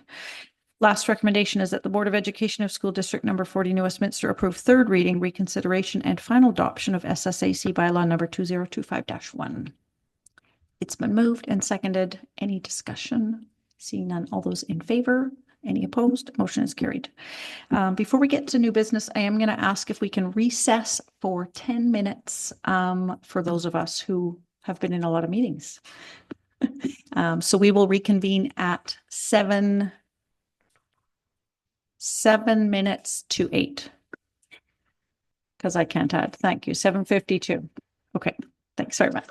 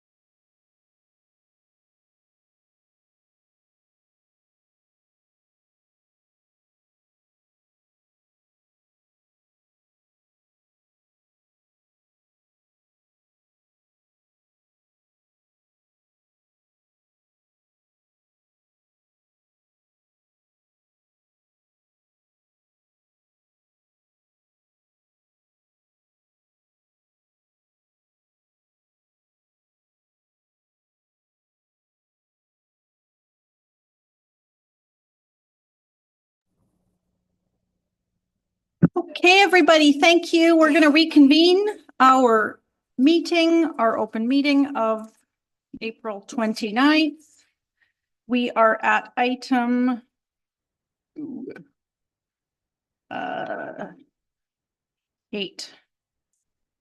We're at item 8, 8A, superintendent's recommendations on the preliminary 2025-26 budget. I wanted to mention briefly, perhaps apologize for the timing of the letters that we sent out to the community around the budget, which went out yesterday. It's really unfortunate timing, but we really wanted to get that communication out so the community was aware that there were some choices ahead in the budget. And we didn't want to send it on the weekend to alarm people. And it's unfortunate. I do apologize. Pass it over to the superintendent. Okay. We are all aware, certainly because of those letters, and we're aware of the conversations that have been happening across the province, that this is an extremely challenging budget year for all. And so we very much appreciate the work that's gone in on behalf of the board in order to provide us guidance through the strategic plan around what this budget looks like. So what's important is that our goal is to work toward building a sustainable budget that allows us to support the board's strategic plan by taking the long view on the work that we do. We have to recalibrate our budget in order to make it more fiscally sustainable. You'll see later on where we will explain that the board has made a series of principled and supportable decisions in order to spend resources on human beings that serve our little human beings in our schools. And they made those choices in order to spend down what was a significant accumulated surplus, and to use the dollars that were flowed to systems and schools to support COVID interventions. We've arrived at a place where that accumulated surplus has been spent down to a level that is very low, dangerously low for a jurisdiction of our size. And now we have to make that correction, and that is an extremely challenging thing for the board to need to contemplate. One of the things that we need to do is to work to settle the pendulum, I say, in order to help our school jurisdiction start to swing some of our funding towards supporting resources that are necessary at the universal level. So learning resources that teachers use in their classroom, tangible and digital resources, as well as focused, supported in-service and learning for professionals and for support staff, focusing on their practice, not strictly on the numbers of people, but focusing on the quality of practice and the resources available to them in their work. Okay, so this presentation, even though it's called Superintendent Recommendations, will be presented or co-presented by the entire senior administration team. I will start off by providing some background information, and then my colleagues will join me as we discuss priorities for next year, as well as the reductions or cuts that we have to make in order to balance budget, as the superintendent noted. I always start with student enrollment because that is really what drives our system. It drives the funding from the Ministry of Education. It also drives resource allocations by way of supplies and service, but also staffing to schools. And in the last 5 years, we've seen a fairly dramatic increase of 17.8% or 1,225 FTE. As the board notes, that's been a challenging time for us because it's been difficult for us to catch our breath with the number of enrollments and having to place portables and make strategic moves in order to keep up with the increases that we have seen in our schools. So when we have seen the slowdown and pause in the federal immigration policy, that is both good and bad news. Good from the perspective of it allows us to catch our breath, but also detrimental in the fact that, as I said, it is the student FTE that drives our revenues. And of course, that means a slowed level of growth means lower revenues that we experience within the district. It's still anticipated that we're going to see some growth. Unlike the other jurisdictions and districts around us, we will still be expecting an annual increase over this year. So we expect for 25-26 about a hair under 2% growth. This is in comparison to previous years where we've seen anywhere from 4 to 5%. For the very first time, we've started seeing evidence of the slowed enrollment growth, where at the February 1701, we saw a smaller enrollment than we did in September. In years past, we have seen the February counts when we do an enrollment snapshot be higher, just because we have had much more mid-year enrollment happening, and we haven't seen that this year, and we aren't expecting to see that same level of pace in future years either. So again, the enrollment projections are what drives our funding from government. We had submitted as a district our best projections based on registrations, boots on the ground knowledge. We hired some consultants that assist us in our capital planning to have a look based on all these converging factors as to what we anticipate seeing over the next 3 years. This is a snapshot of what we actually submit to the Ministry of Education. In the green columns, you can see what the district expects. The right-hand column titled Ministry is what the ministry had anticipated seeing over the next couple of years. And you can see that we're anticipating 152 student increase for next year, which is in comparison to the ministry's 212 students. So fairly similar, significant reduction compared to this year, where we had 350 students enroll new to our district.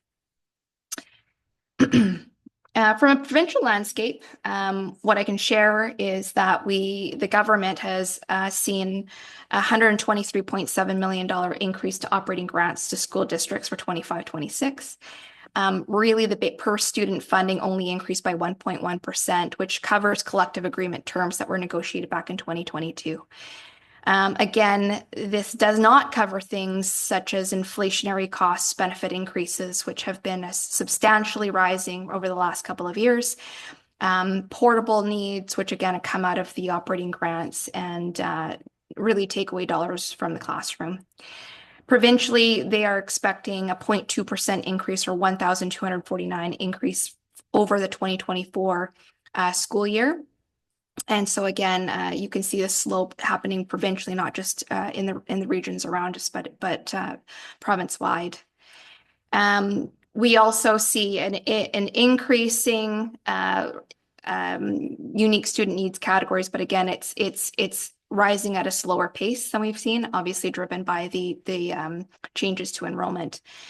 Government has confirmed that our supplemental grants for things such as Feeding Futures that we utilize to provide our own food lunch program here, Learning Improvement Fund, which provides additional time for supports for our EA staff members to collaborate with our principals, vice principals, and teachers, and Community Link, which helps support for vulnerable learners, remains unchanged for next year, which is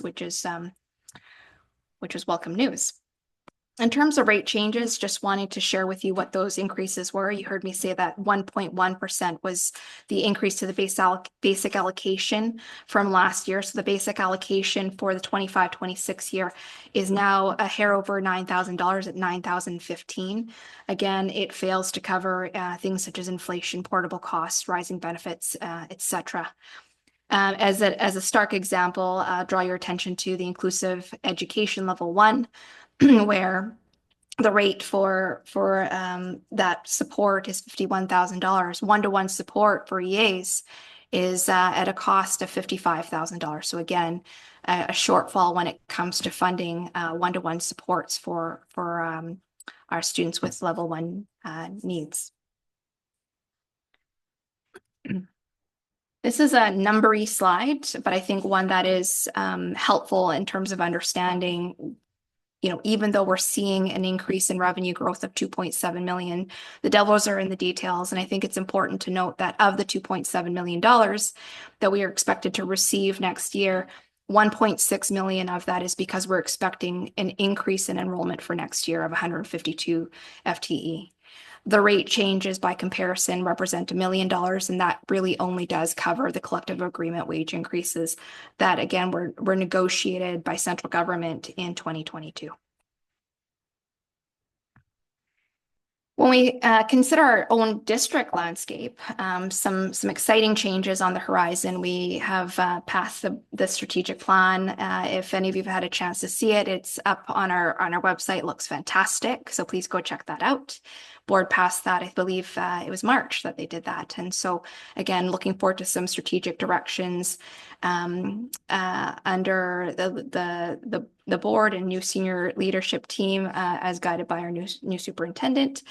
Coupled with that, however, is that we are going to be facing some slowed enrollment growth, as I spoke to just earlier. So again, that changes the landscape of how we navigate the next number of years.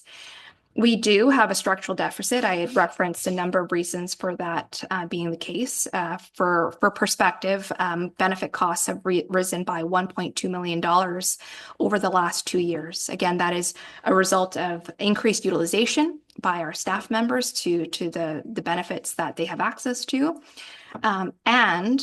When you think about the costs of going to the dentist or buying supplies or providing of services, those have increased. Again, they have not been funded. And so that's contributing to the structural deficit that we have. As an example, there are other pressures as well. We, as we heard at the outset, the superintendent noted shrinking accumulated surplus reserves. Again, a lot of those investments were made on individuals. They were good investments.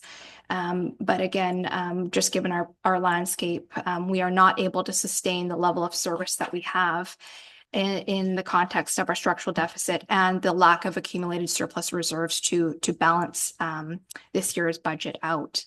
Some highlights of how we've used our surplus reserves as well has also been to provide the cooling supports at the high school. So again, like we've had some really great news stories and uses of this accumulated surplus reserves. But again, the anticipated amounts for these reserves by the end of this fiscal year are $838,000. So again, well below the board's surplus policy of 2% or about $2 million. We are required to pass a balanced budget by June 30th. But again, the complexities of staffing necessitate consideration of a past budget in advance of the June 30th date. Just visually wanting to demonstrate the accumulated surplus reserve balances with its peak in 2017-18 of $5.6 million, and our anticipated surplus at the end of this year has declined below that threshold minimum surplus balance that you see there in that red line. And just a reference to policy 19. So a commitment as part of our budget process to build those reserves back up to a healthy level to be able to deal with extraordinary events that we cannot foresee at the time of the budget being passed. So just some comments about base budget and some opening remarks before diving into some of the detail. The funding sources that we get from this district, like every other district, predominantly come from the Ministry of Education. $92 million of our 97 total operating budget come from the grants that per student funding that the ministry gives us on a FTE basis. So that represents about 94.5% of all revenues. Other small snippets of revenue that we receive that balance that out include things like international education, other provincial grants, and things like interest income or facility rental. So there's not a lot of discretion in terms of our ability to generate revenues within a district. That's not our business. We're not here to generate revenues, but we do get funded from the ministry in that regard to help support student learning. The grants, again, did not contemplate a significant acknowledgement outside of the collective agreement wage increases. And from a funding from the expenditure side of our operating expenses, 92% relate to salaries and benefits and only 8% relate to services and supplies. So there's very little discretion as it relates to services and supplies that we can look to in terms of balancing a $2.3 million deficit. 44% of our operating expenses are spent on teachers, and the large majority of that are dictated under the terms of our collective agreement. So we have about 500 FTE of teaching staff, and there's a very small proportion, 17.7 FTE, which are not driven by ratio terms as part of our collective agreement. Again, very little by way of discretionary allocations, even on the teaching staffing side. And it's worthy to highlight that a collective agreement for our district and every other district only require ratio staffing at the teaching level and not support staff level. So again, highlighting some of those factors as well. I also think it's interesting to note expenditure by function. As New West, I think we should be proud of the fact that we spend 86% of our operating budget on instruction. That exceeds the provincial average of 83%. We proportionately are very lean as it relates to transportation and operations and maintenance. From a transportation side, that makes a lot of sense compared to our northern counterparts that have geographically diverse regions to provide transportation services to students. We are geographically compact, and our transportation needs thus reflect the expenditure from our operating budget. The operations and maintenance, which include not only the facilities department, but our IT departments, also operate lean in comparison to the province. And it's not a disservice to students whatsoever. They just are a very efficient group of individuals that do great work and have very good service deliveries to our schools. Just wanting to highlight and pinpoint the administration piece, because that often can be an area of question.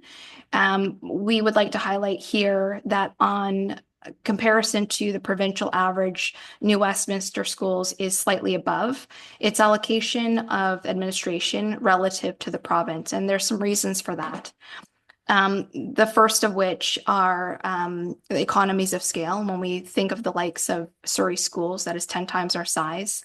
Proportionately speaking, if we take a support functionality such as payroll, if we have 5 staff here in New Westminster Schools, they don't have 50 payroll staff in Surrey Schools. They have proportionally less to carry out the function, even though they are 10 times our size. So again, that speaks to the economies of scales of larger districts, and the metro region, in terms of the averages, does pull that down, just given that we are a smaller district relative to some of those larger ones. The devils are also in the details when we consider the classification of what goes into administration. It might differ district to district, so that's also another consideration. And administration does not mean exempt staff necessarily. Administration does include support staff services. HR staff members and finance staff members all belong under the category of administration. So wanting to highlight that that is not simply just exempt staff. All PVPs, so our principals and vice principals, are under the category of instruction. So they're not included in this particular percentage as well. So as I mentioned earlier, we are anticipating a deficit this year of $2.3 million. That is a significant balance significant amount to balance. And we don't have the operating reserves to settle that deficit. As I mentioned, we have $840,000 anticipated by the end of this year. So as you can see, that math won't work. So what that leads us to have to do is have to make cuts district-wide to avoid insolvency and avoid violation of the School Act in order to submit that balanced budget that the ministry requires. And as the superintendent noted, it's a challenging year for all districts. For the very same reasons that we are under fire for the cost pressures, they too are experiencing the same pressures, where it relates to benefits, where it relates to inflation, where it relates to portables to satisfy enrollment growth. You'll have heard news stories across the province and here locally of districts and boards having to make very difficult decisions. And unfortunately, we are not immune to those same decisions in the current year. In terms of base budget changes, just a reflection of areas that we considered as part of that $2.3 million. So we did adjust the operating grant revenue. You saw a slide on that earlier. We are anticipating a slightly higher ability to recruit international students given the 5-block model at the high school. So we've increased that opportunity just for this upcoming year to help us balance our budget. We have contemplated the staffing to our classrooms, whether that's teaching, non-enrolling staff members, and any additional supports. We have taken into account unfunded PVP increases because those two are anticipated to be unfunded by government. That helps to avoid compression with our union groups and keeps us competitive within the market around Metro Vancouver. The premium increases due to benefit plans, again, was a nearly $700,000 adjustment unfunded for the current year that's been contemplated in base budget. We've removed any one-time savings or surplus asks that were contemplated for the 24-25 year, as those are one-time in nature only. We've had 2 portables we are planning to install for this year. One has already gone in at Kakite Elementary. The other one planned for Lord Tweeds Fair, no surprise given those are our highest growth schools that we've seen in the last number of years. We have also annualized the cost for the 24-25 addition of VP time and HR staffing that was actioned earlier this year in support of the fact that those areas have been underserviced for many years in this district and have been a tremendous area of relief to the system and benefit to the student learning environment. Other assumptions, already mentioned the PVP one, but we will have some adjustments to make within the 5-block model as it relates to the high school, just based on how the collective agreement works. There will necessitate a process there in order to balance out the time changes for the 5-block model for the 25-26 year. And finally, as a result of the increases to the HR staffing department, what we can anticipate is that the replacement costs will increase. HR will have the additional capacity to be able to replace absences, which is a good news story. We don't want absences in enrolling or non-enrolling settings, and so we anticipate the replacement costs as teachers and support staff are ill to be able to replace that at a higher rate than we've historically seen. So I think I'm going to turn the floor over to the superintendent to make some opening remarks on our priorities, and I think the floor will be passed to our respective team members. So we heard through the process of the development of the strategic plan and the dialogue around the potential budget that these areas are of significant importance to the jurisdiction. So and also through consultation with the community that we serve. The curriculum and education approach, the quality professional learning, supporting students with diverse needs, mental health and wellness is a significant concern and priority for the board, staffing, and student safety. And Geraldine will speak to our work in teaching and learning.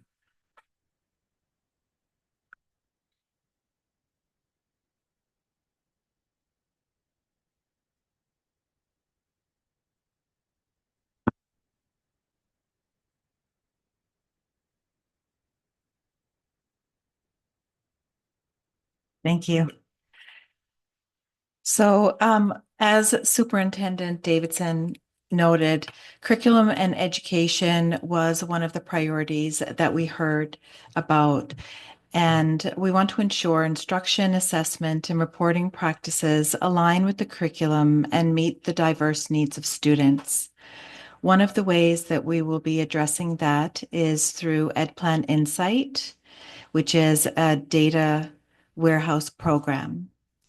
We will use this for tracking student progress and outcomes, and it'll allow for timely interventions, personalized support, continuous improvement, ultimately enabling educators and administrators to make informed, targeted decisions that directly impact student achievement. I mentioned this earlier when we heard from Lord Tweedsmere and their numeracy work, and we believe this will tie in greatly with that sort of initiative. By emphasizing student data, we can ensure that every decision made is tailored to the unique needs of each learner.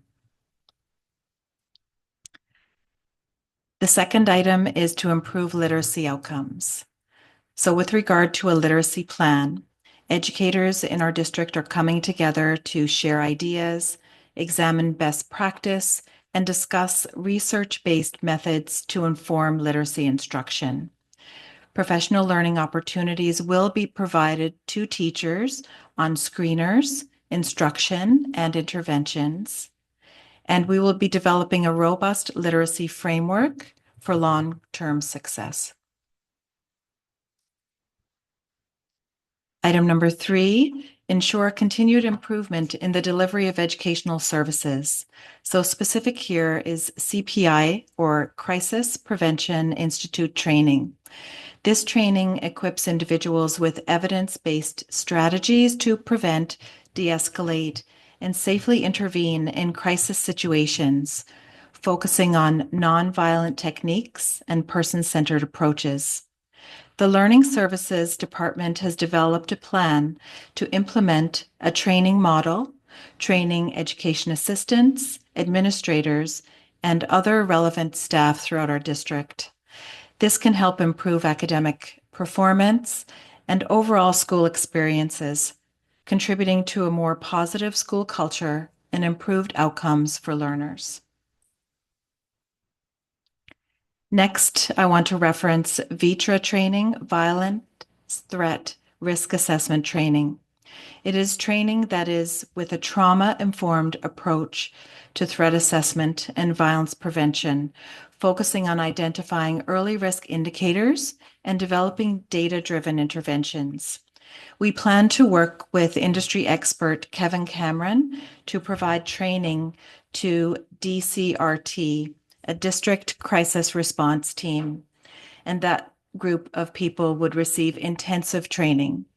We also will be rolling out training for administrators through Safer Schools.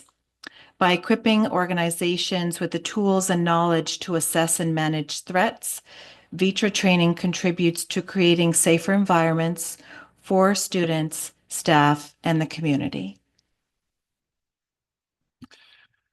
A significant focus for the system going forward, and has been, is student safety and well-being.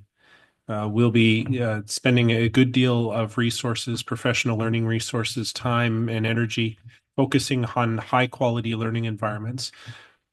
Associate Superintendent Lawler's spoken to initiatives that are that we'll be working on in order to drive improved outcomes for learners.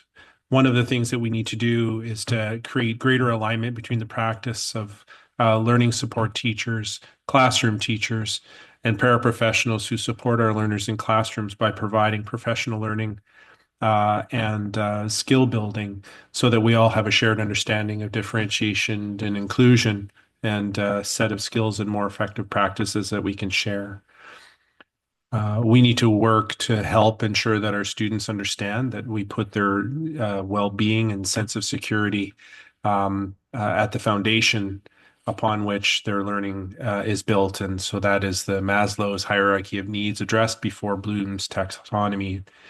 We're investing in the work of building teacher growth, supervision, and evaluation policy and processes in our system. And that includes professional learning for site-based leaders, principals, vice principals, and district leaders around how to support that policy and practice in our system.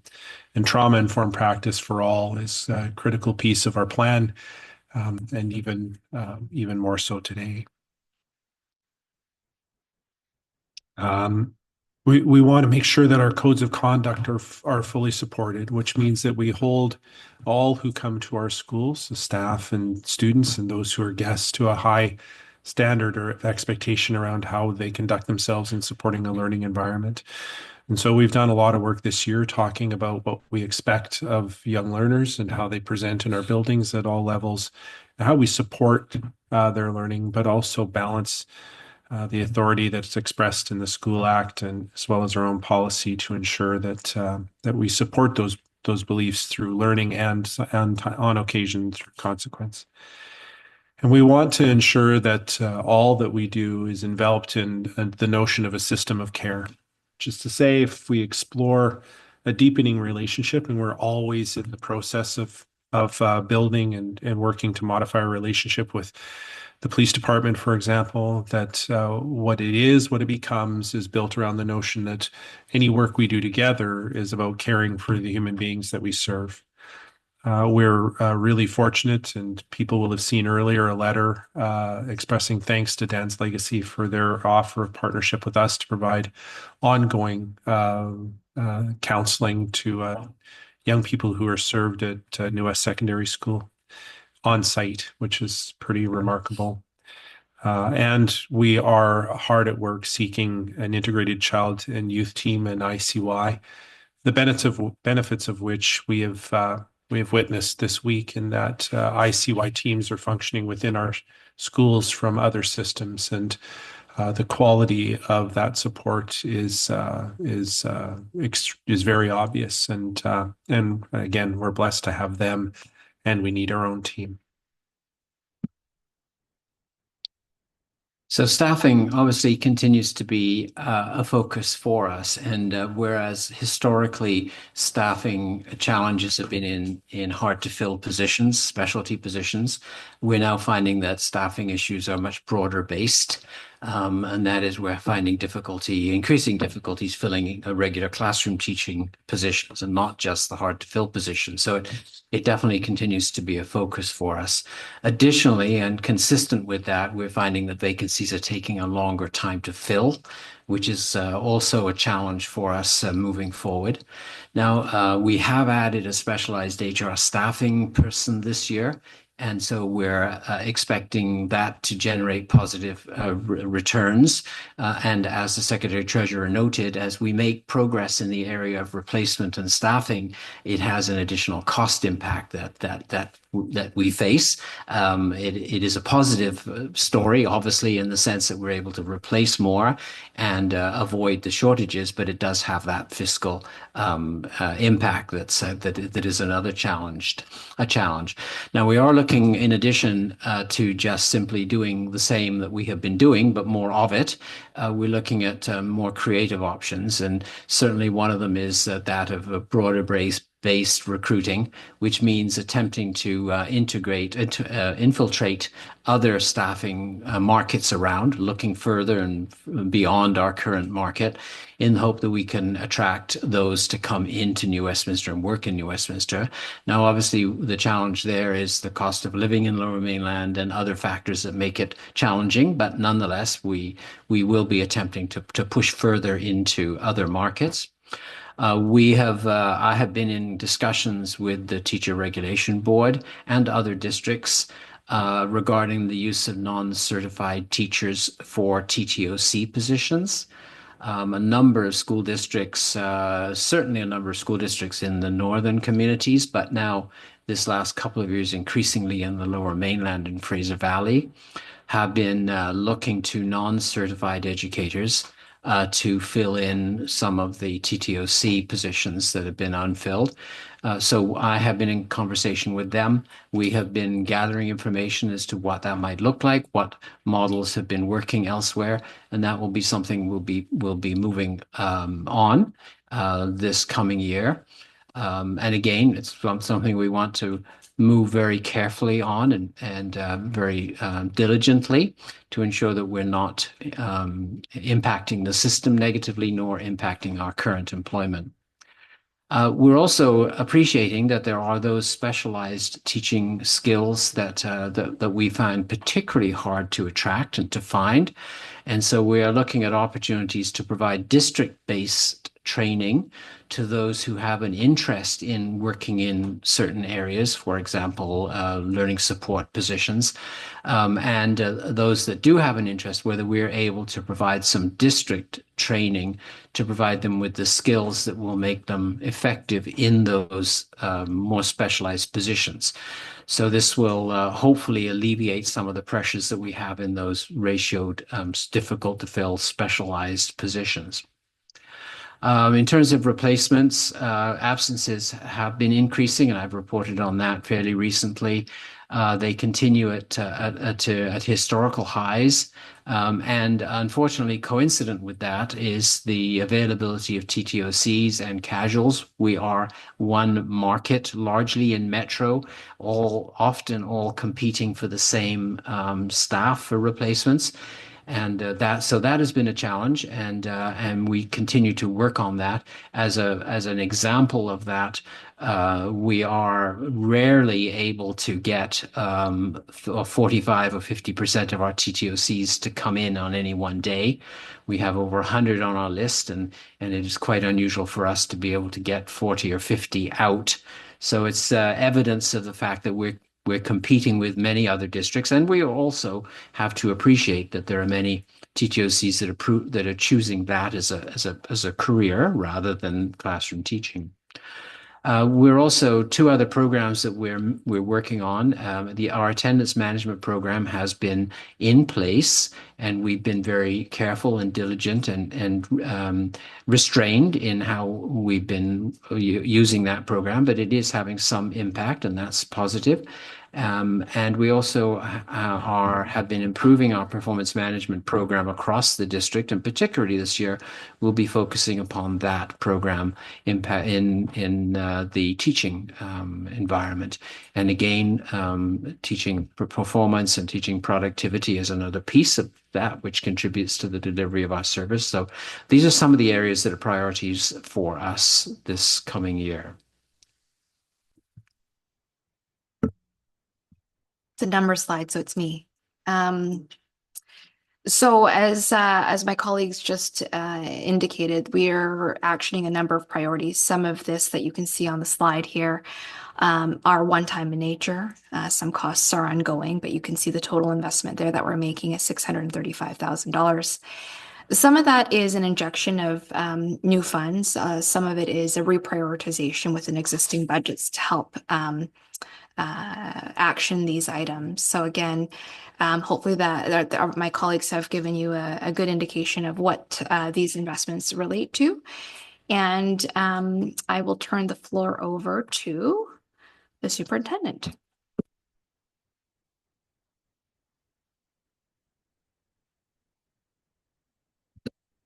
I left it on for half of Robert's, and then I didn't turn it on when it was my turn.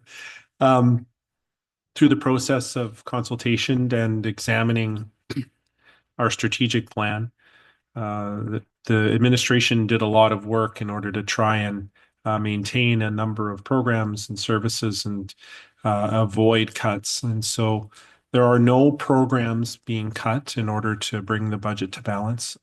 Extracurricular, co-curricular, arts, music, athletics are supported as has been the case. Strong start and early learning programming is unchanged. We will provide counseling above ratio. In fact, our budget is built to provide 0.5 FTE higher number of hired counselors than we were able to achieve this year. And so our hope is to have 0.5 more counselors in the field than were in the field this year. We intend to maintain, or our hope in this budget is to maintain the SOGI and sexual health educator roles. They've been playing critical roles throughout our system and are greatly valued. We've avoided changing any of our classroom space or non-classroom spaces into classrooms. So we haven't had to cannibalize internal spaces yet in order to make classrooms that is a lower cost, far more disruptive option than portables. And so we're working hard in order to avoid those things, walking school bus routes as well as crossing guards, and those services remain unchanged.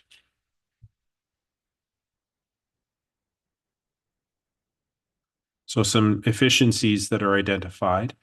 There's a one-time reduction in tech spending. All of that would be spending on evergreening of hardware. We understand that that is in fact not sustainable. So we need to get ourselves back to the black in order to be able to return to a sustainable model.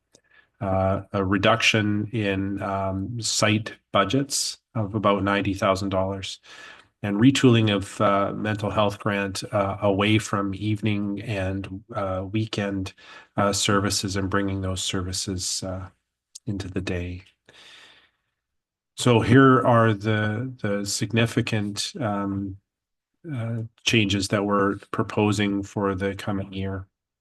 The non-enrolling, non-ratio teaching staff, a reduction of about 2.8 positions. We won't identify the specific roles because until the board has passed the budget, we haven't had conversations with people about those things. And so, but these are non-enrolling, non-ratio teaching positions. We've moved library collaboration out of the elementary model, allowing us to release 2.5 FTE and have teacher librarians provide prep relief in elementary. In the support staff realm, we're looking at a reduction of 20 total educational assistants and one total noon hour supervisor that's a system assignment for a total of 21 reduced positions in the support group. And then a district staff restructure that is not yet defined because the process requires working notice and time for those folks to move on. Otherwise, the cost of severance exceeds the cost of the position. So that's a longer term decision that's been made.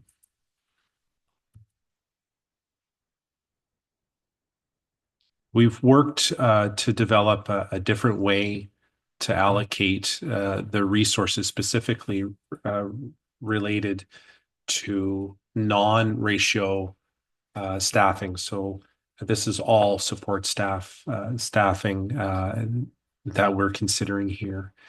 Where we used to allocate, or we have to this year, allocated according to the designation. The challenge that poses is that one child who carries a designation of H is not necessarily the same in terms of need as another child who has a designation of H. Indeed, the same student who might have an H in grade 3 is a very different human when they're in grade 10 or 11 because they've acquired skills and the years of accommodation and support have helped produce a different approach in their own way of approaching their learning. And so what we've done is we've shifted to a model that assigns those resources according to the basic population of the students, so a per pupil count with multipliers or a factor that amplifies certain elements of the profile of a school. So the younger the students served in a school, the higher proportion of education assistance support they receive, understanding that early intervention is a critical part of the work that we do. Socioeconomic data of the postal code where each child comes from in order to attend a school is a factor as well. While we know that socioeconomic factors are not determinate of a child's prior potential in their learning, they have an impact. And so one of the things that we are challenged to do in schools is to mitigate the impact of poverty on student learning. And so that's why that factor is present. We also have the number of designations and the number of students who have ELL designations as well. So when you put that all together, it produced a reallocation. So one might see then that the number of EAs per student would be higher in a K-5 school than in a 9-12 school. One would see if there were two identical schools in terms of size, a school that has a higher ELL or lower income population or both might see more EAs than a school that has the different data in those areas. That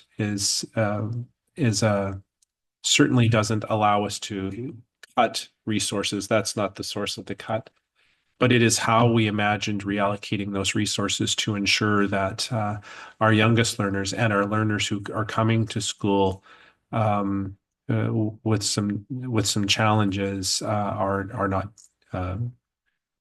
disproportionately disadvantaged by the cuts that we are forced to make.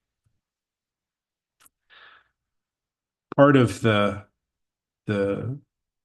decision making the board has made over the course of the last number of years in order to spend down their accumulated surplus and to use COVID dollars has been around purchasing the services of people, as I said earlier, in order to help kiddos. And most of that has been the service of education assistance across our system. Provided here is some data that compares the amount that we spend of those dollars not allocated through the collective agreement. Rather, these are the inclusive learning dollars over which school jurisdictions have agency, that they can make choices. We have allocated historically a significant greater portion of those dollars to the purchase of education assistance services across our jurisdiction. So for comparison, the average in the metro region is 70% of those dollars.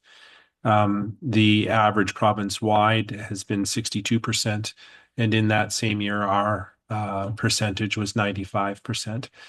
And again, the board made the decision to get to that level of funding through, I think, a logical and thoughtful, intentional way of spending reserves that they wanted to put into classrooms in the service of kids, particularly as we were coming out of a pandemic and we were experiencing some challenges there. So good decisions made the right way.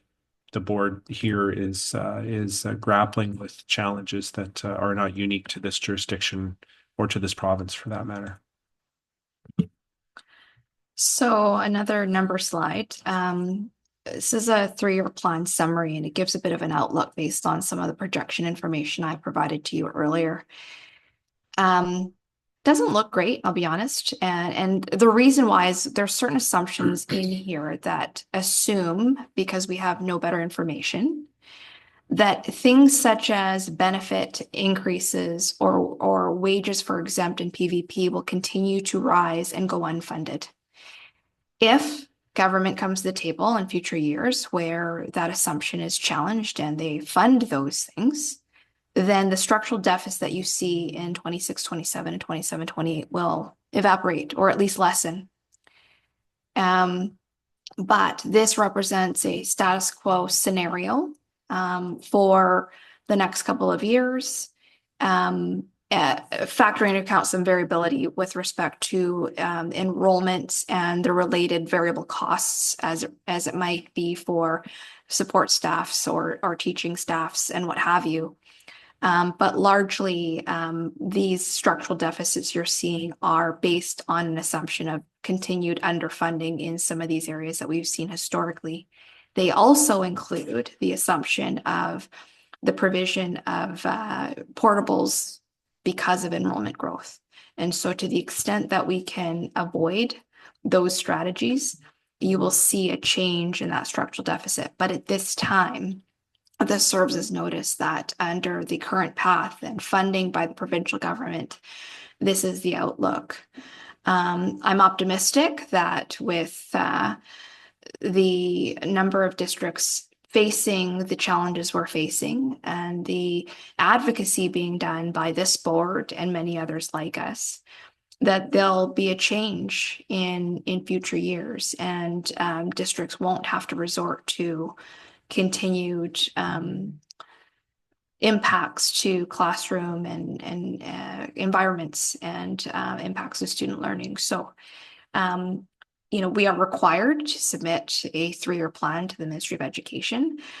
There's a lot of work that goes behind the summary that's quite lengthy, but just for the purposes of sharing with the board and the public, this is currently the trajectory we're anticipated heading in. under the status quo.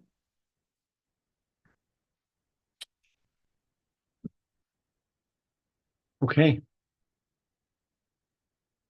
So we are committed to the notion that we have to help bring, as I'd said before, resources to classrooms that are research supported, that connect to the high quality professional learning that is going on in our schools in order to help improve practice and outcomes for learners. And so that's a priority that we need to build to be able to take on in the year after next. We have to be able to set aside resources to purchase resources that align with the curriculum and align with research supported best practice. And we have to have resources, money, in order to bring together educators and provide them with opportunities to do elbow-to-elbow professional learning, to give them the opportunity to work together, plan together, to collaborate in order to grow their own individual and collective efficacy. And so one of the things that we are hoping to do over the course of the next few years is to have those priorities recognized in our budgeting in order to make sure that, as I said, tangible resources and time for learning and collaboration are part of our budget. Numbers.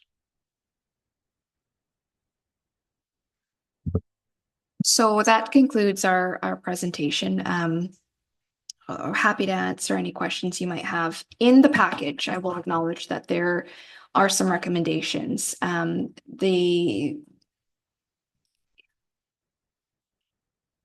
need to do 3 readings has to pass under a 2/3 majority vote. So as you deliberate and consider what you want to do, whether you want to pass all 3 readings this evening or delay, what you would do if you chose not to pass all 3 readings this evening would be to defeat the first proposed recommendation, which is to complete all 3 readings in one night. If you so chose, you could complete first and second reading tonight, which doesn't mean you're passing the budget. It allows for an opportunity to reconvene again at a later time at the board's choosing. And you would consider the passing of the budget bylaw in a 3rd reading at that time. So just for clarity, wanted to share that with you all. Thank you very much. That would have been tidier than my clumsy changing of the agenda, but hindsight is great. Trustee Connolly. I'm just looking for clarity on the slide with the status quo. Do we have a non-status quo? So if we implement the changes as presented, was that in? Yes. So for clarity, Trustee Connolly, the 3-year plan does include all the noted priorities and efficiencies as part of that. Thank you. That's what I wasn't sure. Thanks.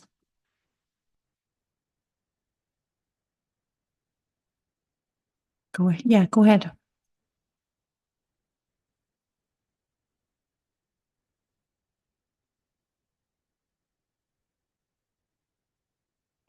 Sorry, I feel like I'm seeing hands and they're not seeing hands. Whoa, Trustee Carlson.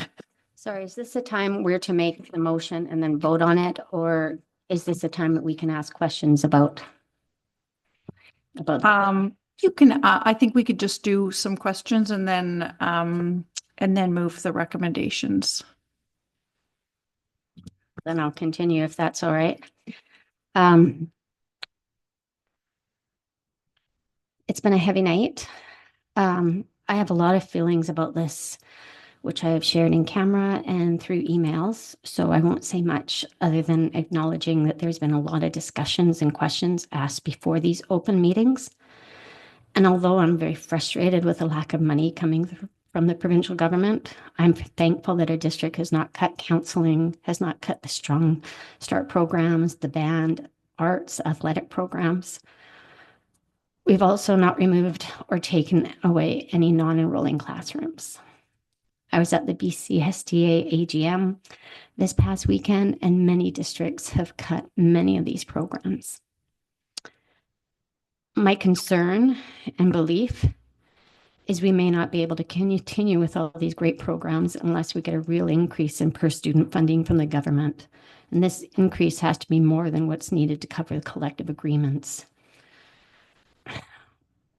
We hear the word unfunded often. We heard it tonight many, many times. Please take this information. Really, really listen to this. We are unfunded. We have no more money. Education needs to be a priority in this province, and right now it's not. I will continue to encourage all those interested in making education a priority in this city and in this province to continue to advocate to our provincial government, as that's where our dollars come from. We have no more money. And that can change, but it can only change with advocacy from everyone. Thank you. Trustee Dhaliwal. Thank you. I mean, I echo the concerns that Trustee Carlson had just shared, and I think I just want to acknowledge that this is the most challenging budget that we've had, at least in my time, since 2018. And I think like this is very difficult for the board, and I know it's difficult for the community and the staff that it impacts. You know, at a local level, we're feeling the impacts of not just with budget, with capital as well, the impacts of a provincial deficit, as well as the threat of tariffs. But we're also feeling the impacts of like what a challenging society this is, and that's happening at our school levels. And I just want to acknowledge that we're asking our staff and our schools to do more with less, and it's an unfair position, but it's a challenging position. And I think you know, I'm confident in our leadership in supporting our staff at the school level of how do we get creative with supporting some of the largest challenges of our time, which is supporting our students during this challenging time. So just wanted to acknowledge that, and thank you to all of our staff for supporting us to not have more cuts, but I can't even focus on the silver lining because it's not that good. So thank you. Thank you. I've got Trustee Sluice online. Thank you. Oh, yeah. This obviously isn't the first time I'm seeing the budget, but really the shock and frustration just it's not worn off. You know, I echo a lot of what Trustee Carlson and Dhaliwal have said already, but you know, decades of underfunding have put us in this situation, and that just is not okay. I feel I feel good about the advocacy we're doing, about the audiences that we've been able to get in front of and tell this story, and we will continue to do that. Having said that, our job is to pass a balanced budget. We do not have a choice, and so I do just have a couple of questions. So maybe I'll just ask both of them, and then they can be answered.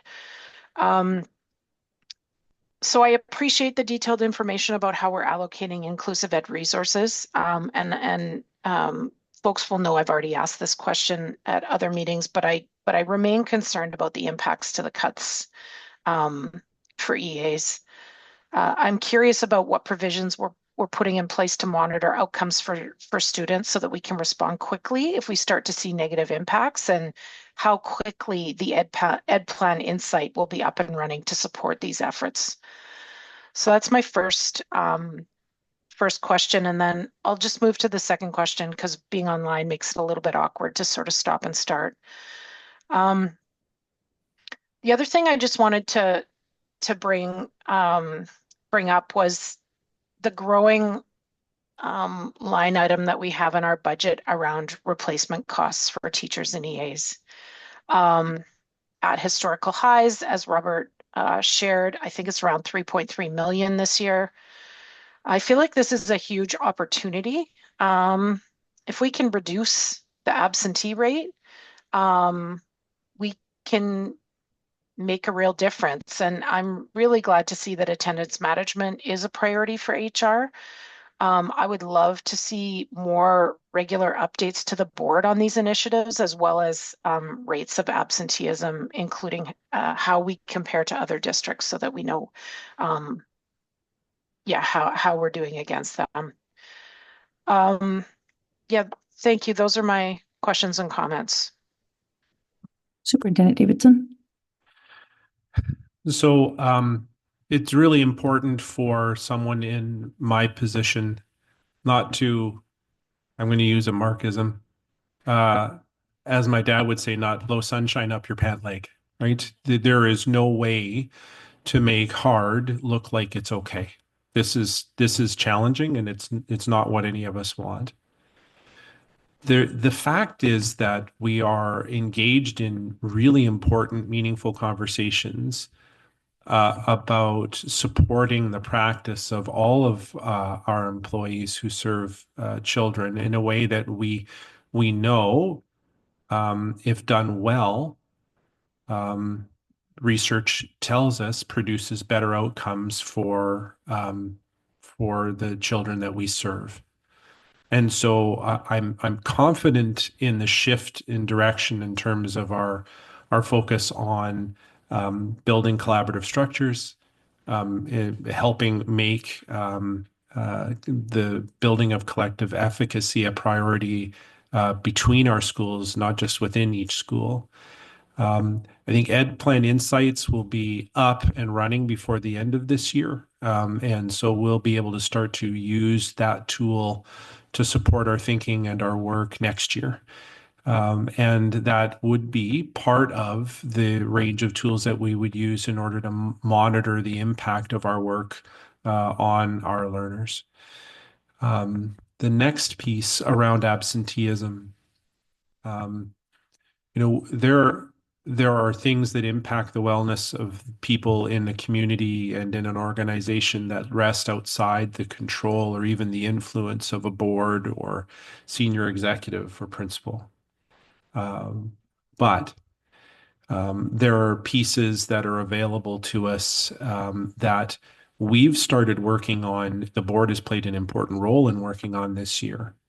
So working with people to help provide more opportunities for voice in the nature of their work environment, more opportunities for voice around the shape of the work that they do and how they're supported in that work. We've begun that through creation of things like coordinating committee and the way that the board engaged in consultation around the strategic plan. We've worked really hard to lean into relationship. We know that a great impact on any person in any work environment is a sense that they're able to be successful, efficacy, the idea that the work that they're doing, they can see its impact and that impact is seen and celebrated, and that the learning that produces great outcomes is in itself seen and celebrated. I think as we work to reculture our system, that will help as well. I think that our system craves relationship. I think that we have a lot of amazing people who work in isolation in their classrooms right next to each other. And if we can build collaborative structures that allow them to reach across the hall and share their challenges and their victories, I think that will go a long way. That's not an overnight. That's a shift in culture, but I truly believe in it, and I've seen it work. Thank you, Mark. I think caring and supportive systems is one of our focus areas in our strategic plan, and I love the way that you describe that. The work, the more meaningful the work is, the more celebrated, the more opportunity there is for voice and for people to be part of creating what they're doing. Yeah, absolutely. That'll have impact. So thanks. Appreciate the response. You've got Trustee Andres. Thank you. I just want to start by thanking staff for bringing us to a place where we have a balanced budget. This is $2.4 million, and this is hard decisions. And I also want to acknowledge our EAs and QP staff, and this is going to have obviously a tremendous impact. We're talking about people's jobs, and I think we should recognize the tremendous work that they do. I also want to just recognize for the public, you know, there was, you know, a promise that was made in a previous mandate, which I just want to be clear so that didn't happen. It was set you know, an EA in every K-3 classroom. We have received no funding for that. So people may, you know, be confused as to, you know, why are you cutting, you know, 20 EAs when this was set. And so I just want to acknowledge that we don't have funding for that. So just wanted to put that out there. I think that I would like to see a report. So I think we need to do some data collection on the impact of the loss of these 20 EAs on student achievement.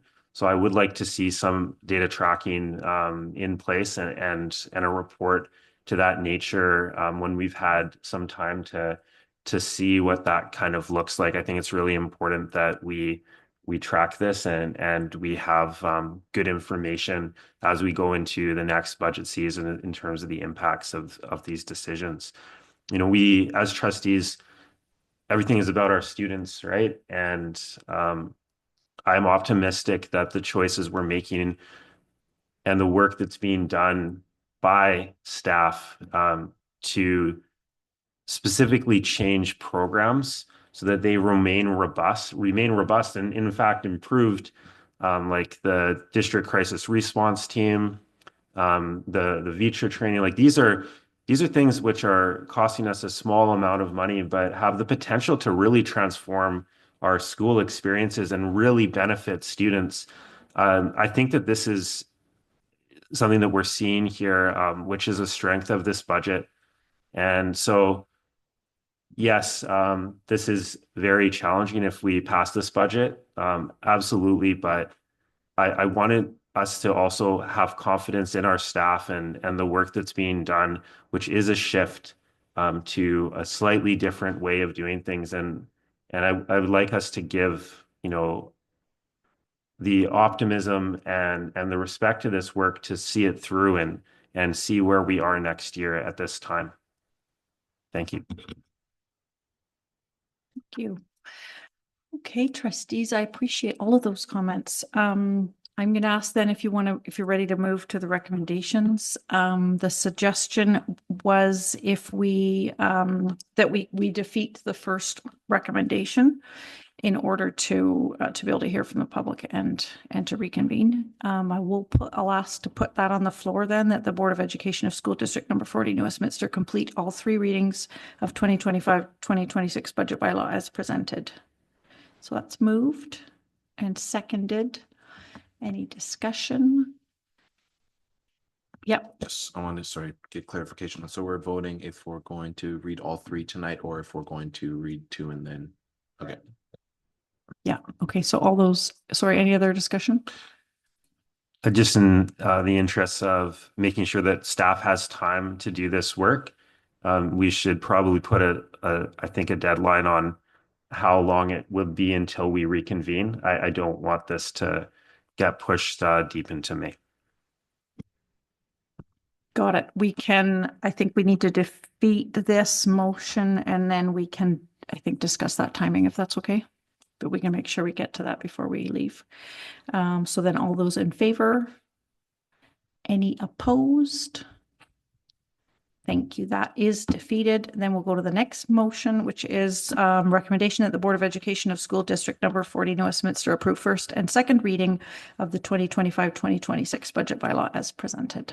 That's been moved and seconded. All those in favor?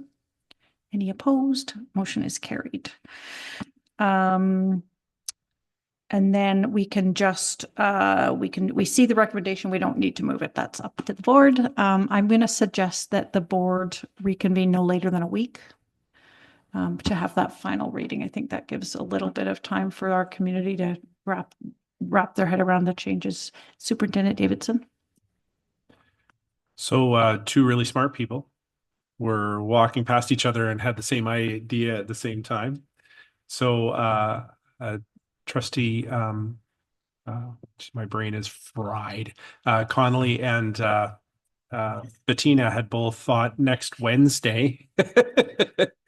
Next Wednesday, we already have a coordinating committee meeting scheduled. It might be a good time for us to come together, perhaps yeah, there's a special meeting that coincides with that. That would be a week tomorrow. So on Wednesday, the 7th at say 5 p.m., 5:30 p.m. Okay. So I believe I can call that having a sense of the will of the board, I think. I can do that unless somebody wants to move a motion. Go ahead. Sorry, I just wanted clarity from Bettina. I forgot, how many votes do we need? I won't be here Wednesday. It's not the entire board, correct? It's just 2/3. No, you would just need a simple majority at this point to pass third and final. The 2/3 majority was to do all 3 readings. Got it. Okay. Thanks for checking that. Okay. Go ahead, Trustee Carlson. I also am unable to attend next Wednesday.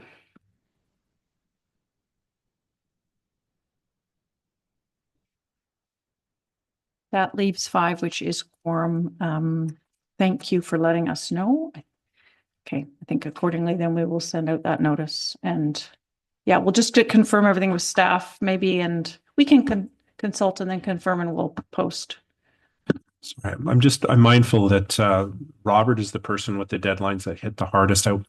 Maybe we could ask Executive Director Weston to speak to the.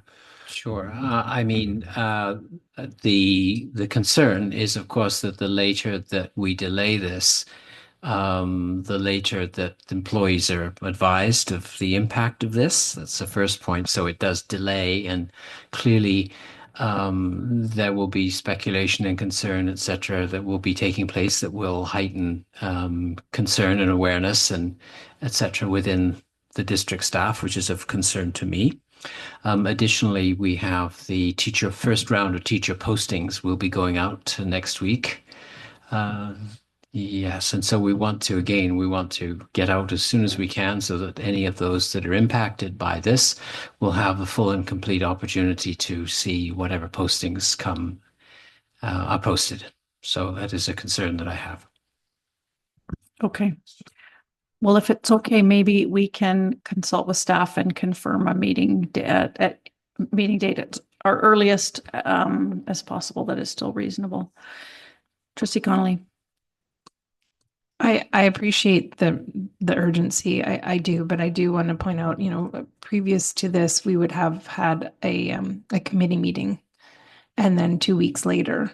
So it's not unusual for a budget. And I understand that there are large concerns, especially around staffing with this one, but it is not unusual that a budget is presented first and second reading, and then 2 weeks later, the third reading took place within our district. So this is, new territory for us all, but I do think it's responsible for us to give people the opportunity to go through it and respond or question it if they want.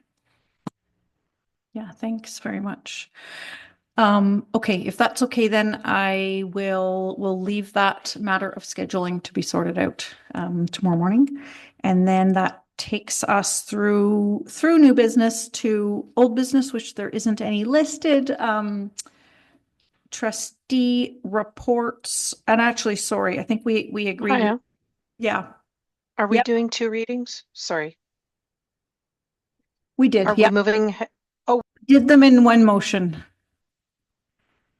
That was our second motion. Yeah, we're good. But I am going to take us to 11 question period because we did commit. We're going to put that up as our next item. So this is, sorry, I know you've all been here for a very long time, but anybody who was here to speak to the budget or to ask questions of the board about other items on the agenda, you're welcome to do so. So for folks online, you can use the raise hand function, or you can just, oh shoot, I've been kicked off Zoom again. Sorry. Why do that keep happening? That's why I just have to keep logging in to Zoom, and I'm having some difficulties with it for some reason. It keeps kicking me out. So maybe those in person would like to go ahead. Thanks.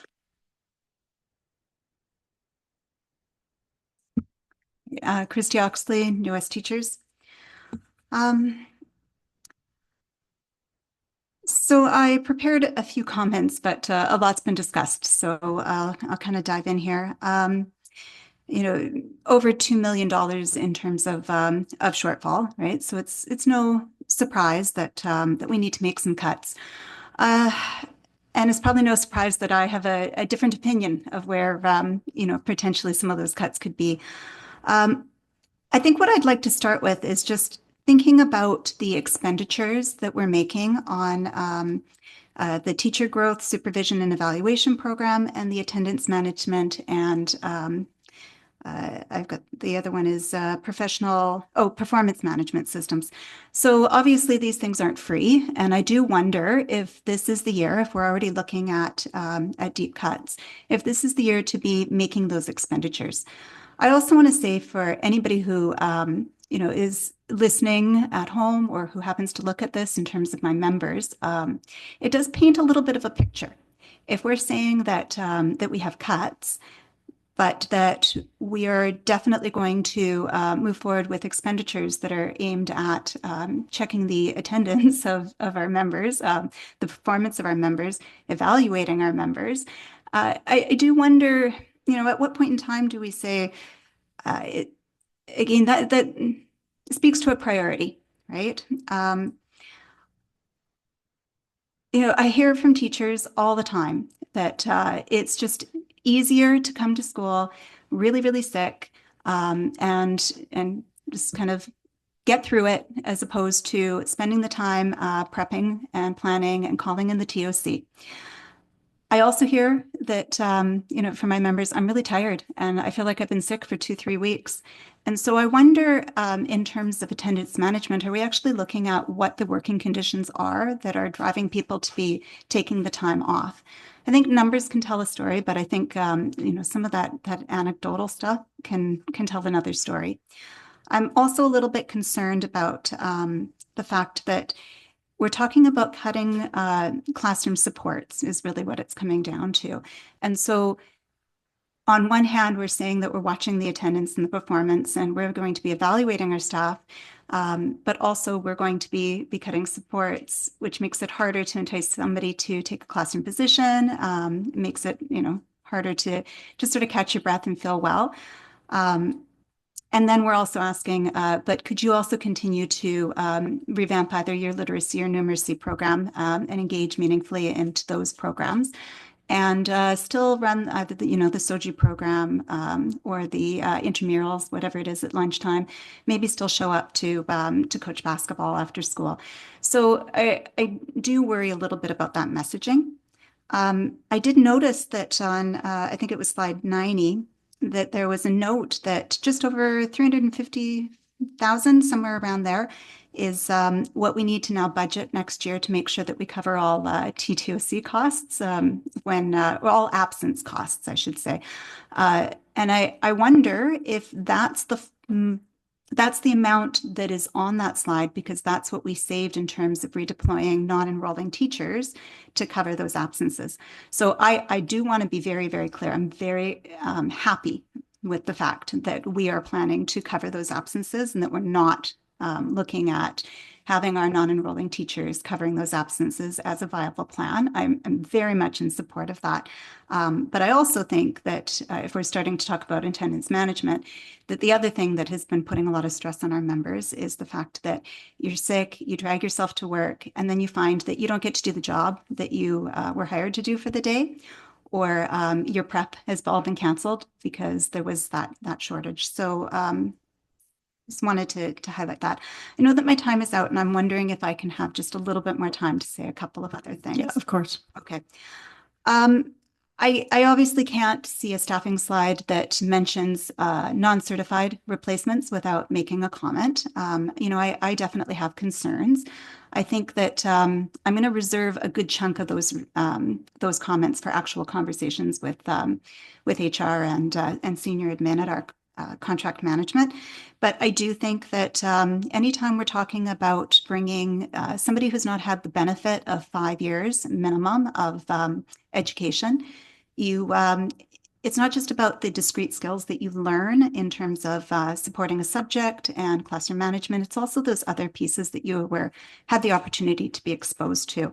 And so, at a very, I would love to see not having non-certifieds, right? But at a very bare minimum, we would have to provide supports there. And I guess in terms of a couple of other pieces, so it's already been shared in this report that we had 2 more portables that we had to place.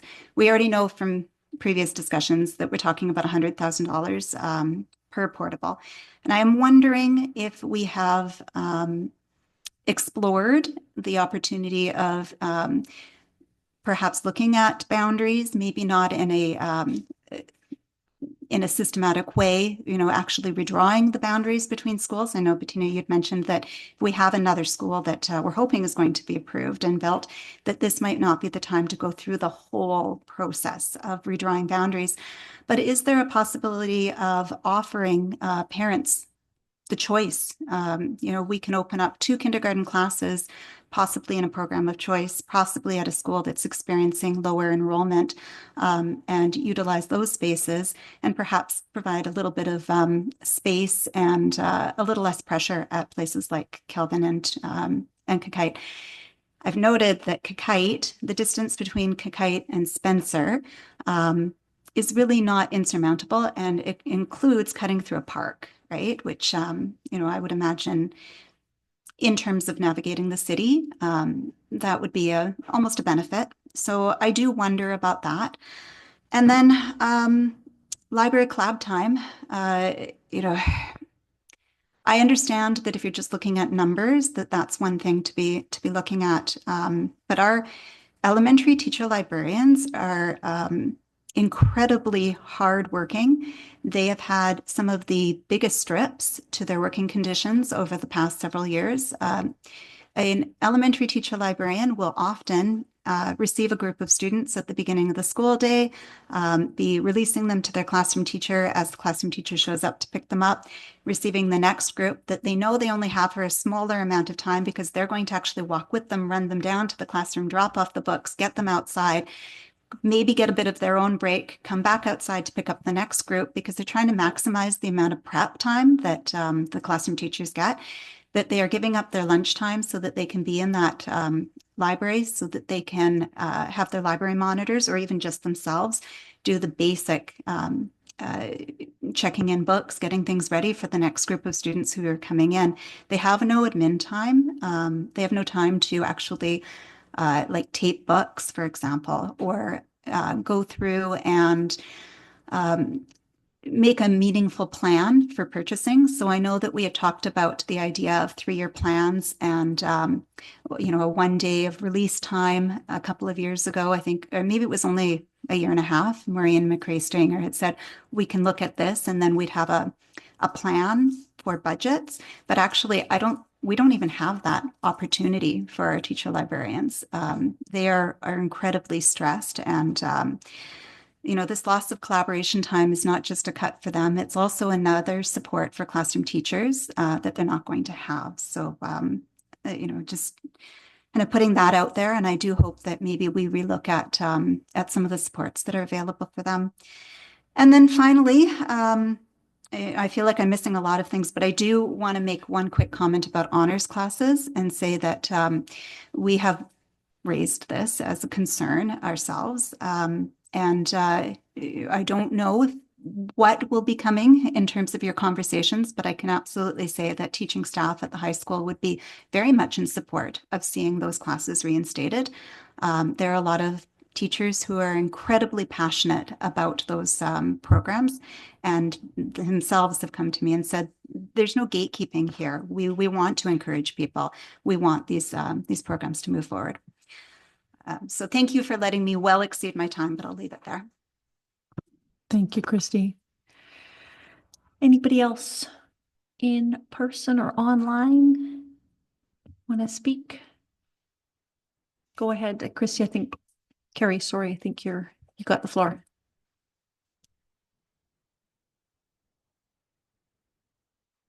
Good evening. I'm Carrie Andrews, President of QP 409. Our union represents around 500 school support workers.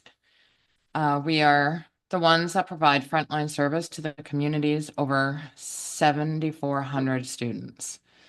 Among our members are education assistants. While they are called assistants and support workers, it is important to remember they are trained and highly qualified educators that work firsthand with the students with unique and complex learning needs. They are the dedicated, compassionate educators that help our most vulnerable students and are vital to keeping our public schools inclusive, safe, and nurturing for every student, not just those they are assigned to help. As frontline workers, we understand the challenges facing our school district. Clearly, funding is not keeping up with the pace of inflation and the demands of growing community. We know the district's own projections that enrollment is steadily increasing, and with it, number of students with diverse needs are increasing at a higher level. This means increased demands on those that provide direct services to students with diverse needs and individual education plans, the education assistants.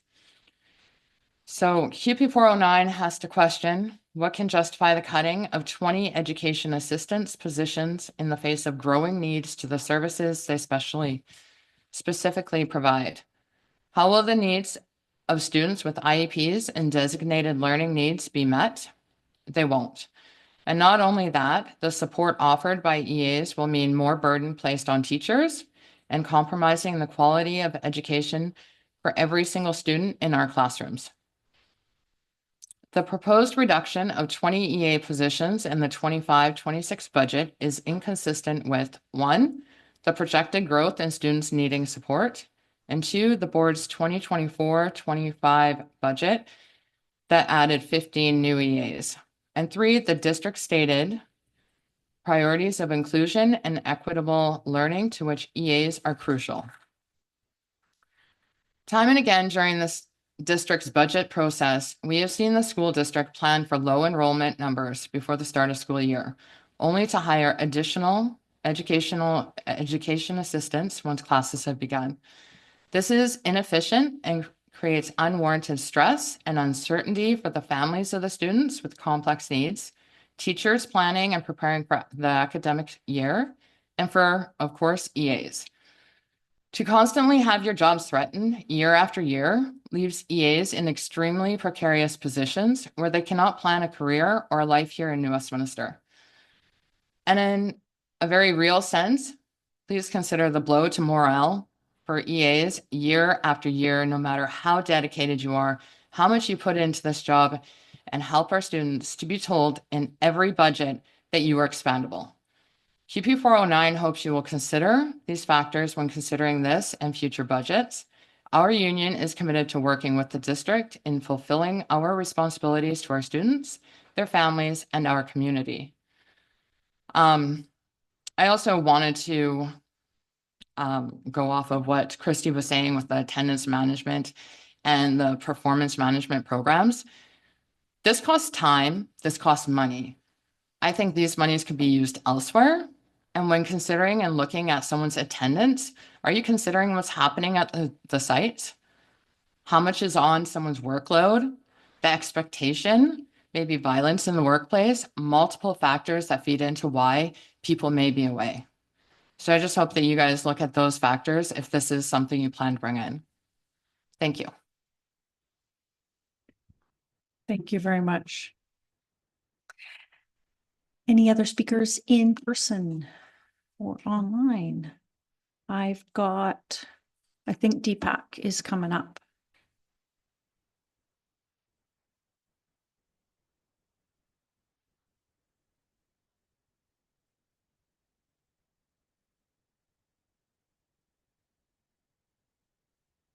Go ahead. Thank you. Thank you. I'm probably going to be over 3 minutes. I apologize in advance. My name is Laura Kwong, and I'm the chair of the District Parent Advisory Council.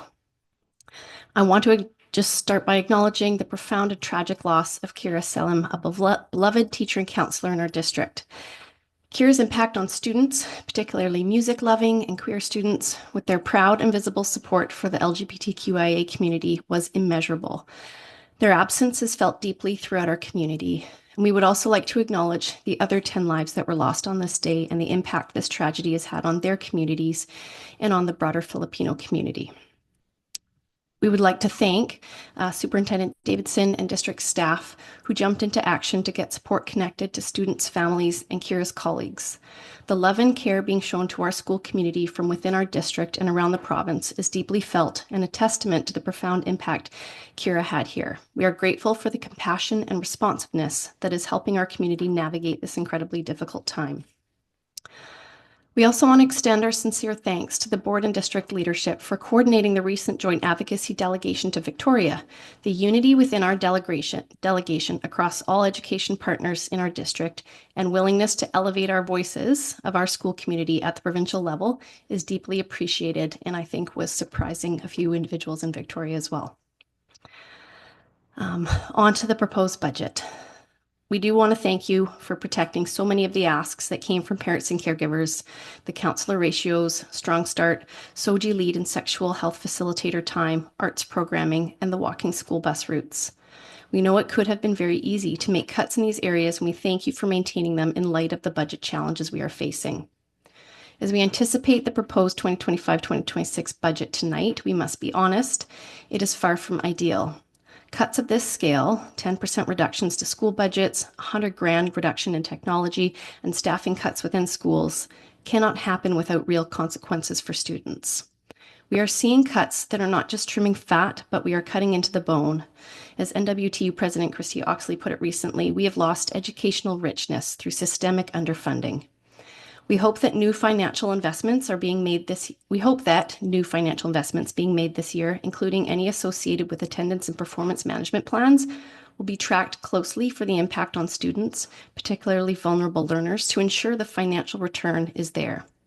We'd also like to ask about a planned review of the efficacy of the new inclusive education allocation, and that review include consultation with families.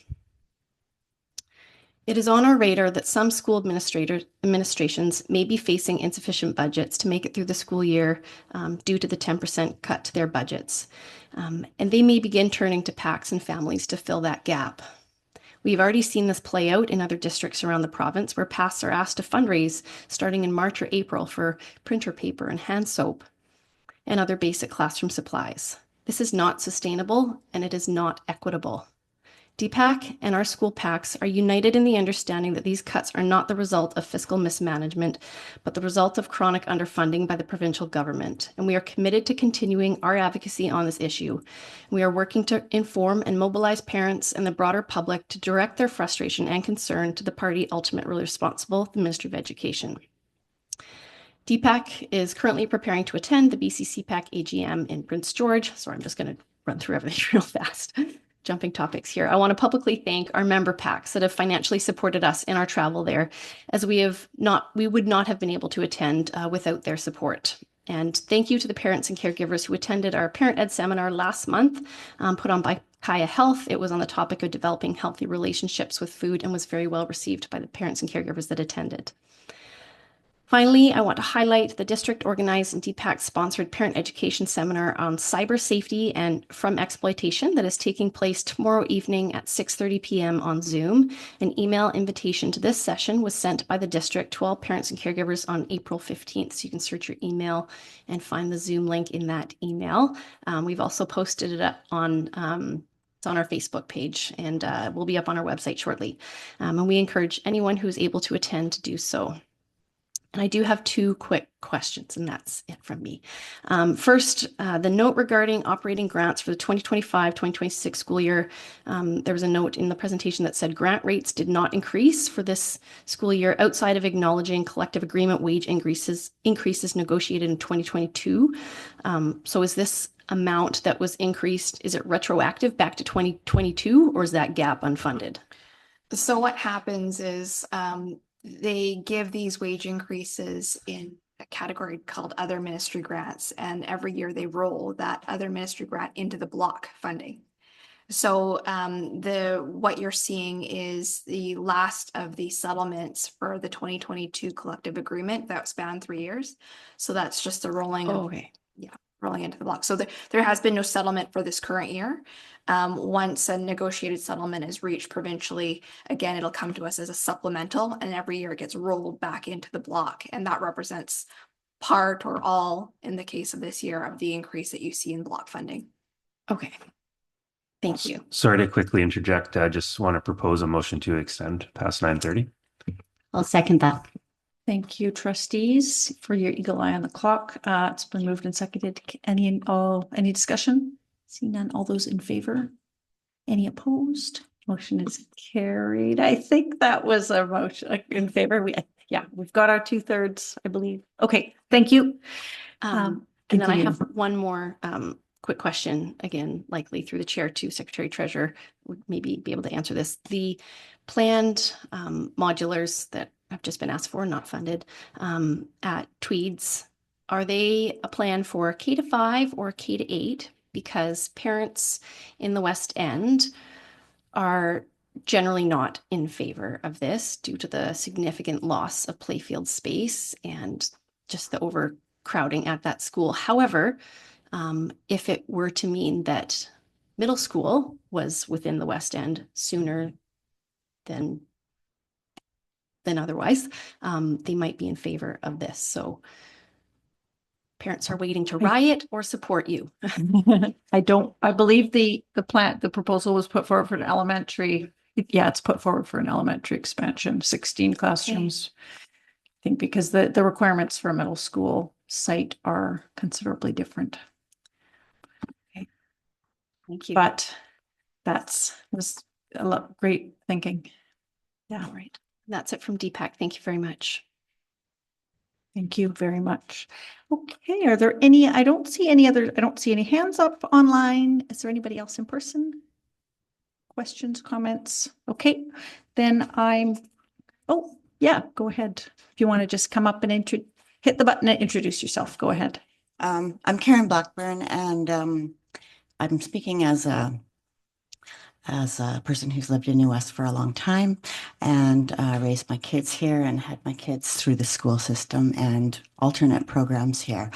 And so I just want to make sure that you're considering the alternate programs that are here that have a real, are serving a real need for New Westminster and for the district, for all schools where, you know, we've been talking a lot about diversity, about wellness and mental health.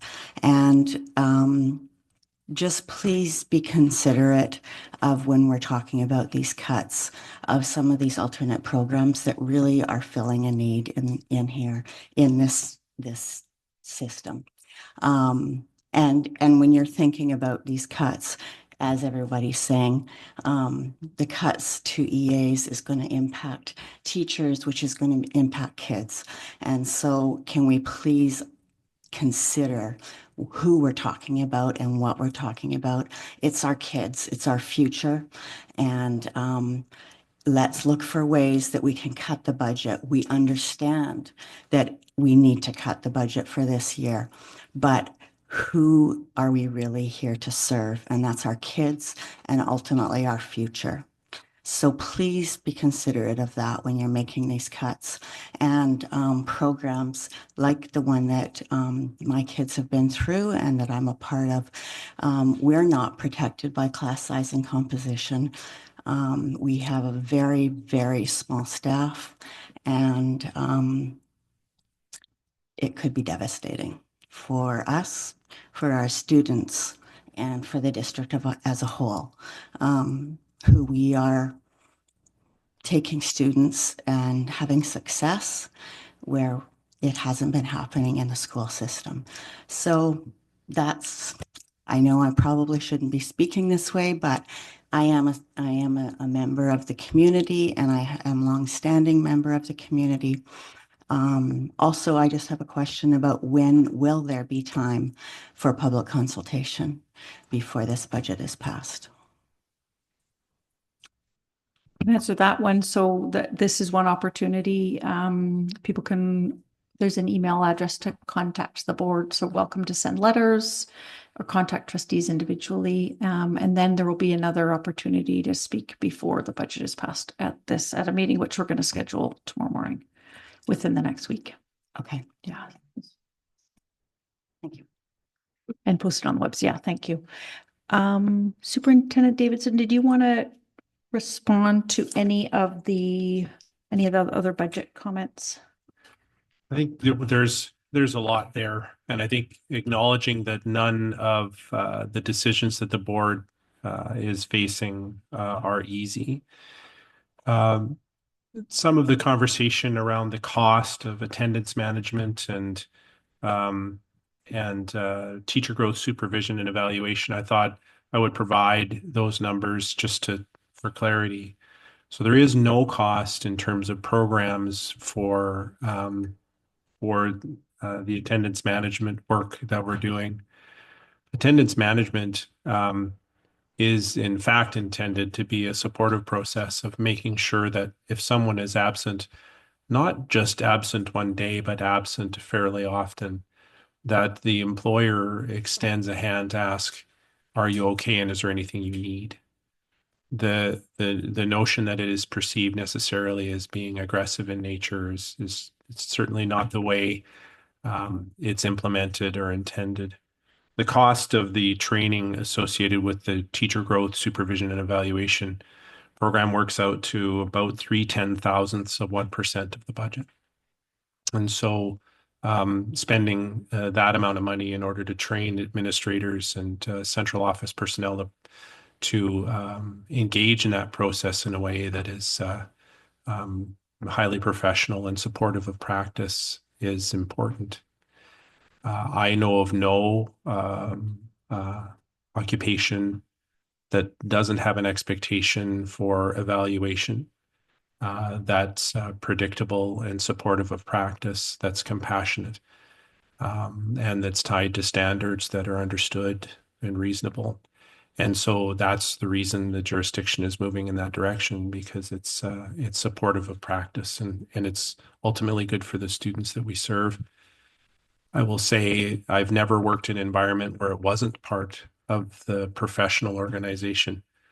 And in all of those spaces, the process certainly of teacher growth and supervision and often of evaluation was incredibly positive for all who participated, a learning experience for the evaluator, and certainly if approached as a formative practice and a caring practice, it's supportive of teacher efficacy and it very often produces a circumstance where someone feels seen by their organization and improves outcomes for the teacher as well as the student. I think there is absolutely room for conversation about the nature of the work environment and the impact of that on how people feel and about their attendance. That's absolutely the case. And an important part of that is making sure that people have the professional tools and resources in front of them to do their work really well, and to have, as I said, conversations about how you build collaborative structures so that teachers are not struggling to find answers on their own often, able to share the burden and support their kids together. Thank you very much. Okay, trustees, that has got us through many items. Old business, we do not have. We're at trustee reports, and we had a couple of items on the agenda here, and then a welcome reports from any trustees who wanted to highlight work. So first, on the partner visit to Victoria, I just wanted to really briefly as well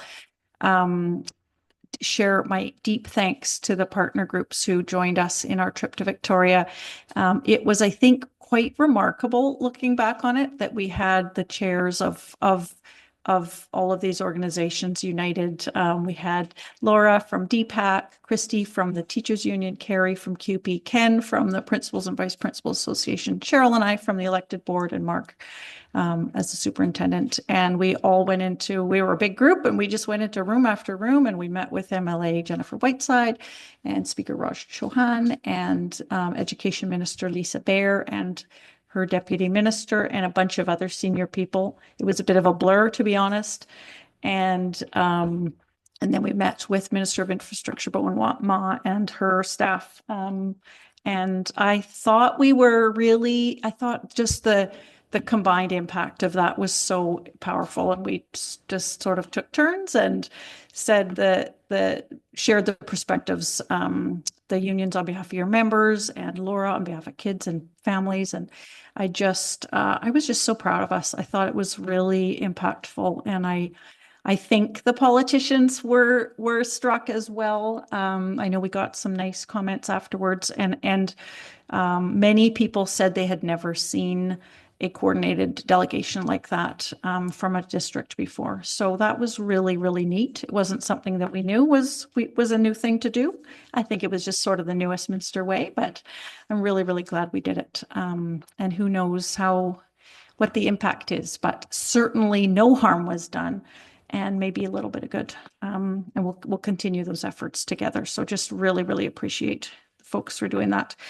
In terms of what we said, there's a handout, which I believe is in your package. And we stuck pretty much to those themes. Yeah, any questions on that one? The New West Caucus was asked that I provide a report on this, which, so this was an invitation was issued by the city of New Westminster. It was actually quite a while ago, to convene all of the elected people of all levels of government, to address shared issues of concern and I think in relation to, I guess, advocacy as well. There was a meeting convened. I was not actually able to attend, and I believe the representatives from provincial and federal representatives, elected folks, sent their staff, and so it's actually a good piece to bring back here. And I don't know if we can talk about it at a future meeting, but I guess I wonder about the efficacy or success of the idea, because we weren't really. I don't think there was great participation, and I guess locally, I feel like we have pretty good working relationships. But totally happy to do what people think, and I should make sure if there's any correspondence that I share that. I see Connolly. Yeah, I am just curious about the composition of this caucus, this group. And I saw, not from any correspondence from the board, but via social media, that currently its representation from the school board is strictly the school board chair. There are no staff as part of that. And I have an issue with that. I think that respectfully, there should be members of our staff who are able to attend and who are considered part of that caucus, as well as other trustees who may so wish to observe, as we talked about in other meetings. I see all 7 councillors and mayor, or 6 councillors and mayor are part of it, as well as a multitude of staff from the city. So I think respectfully, I would like to ask that whomever it might be, go back and ask that we have better representation from the school district, which might help with attendance. Okay, yeah, I'll go back and look at the invitation again. Yeah, it was something that was issued by the city, and I think it was for the chair, but I'm happy to pull that out and revisit it. Yeah, go ahead. Just with regards to the Advocacy Day, super excited about that. I've been pushing for advocacy in the district for a number of years, and it's great seeing it all kind of come to fruition. I would appreciate having had more notice about it as a board. And I also think just for, because I have received some questions, I'm just thinking it would be useful for the record, just to clarify payment with regards to how each member of that group funded getting over to Victoria. Yeah, thank you. I meant to mention that the partners covered the costs for their participation.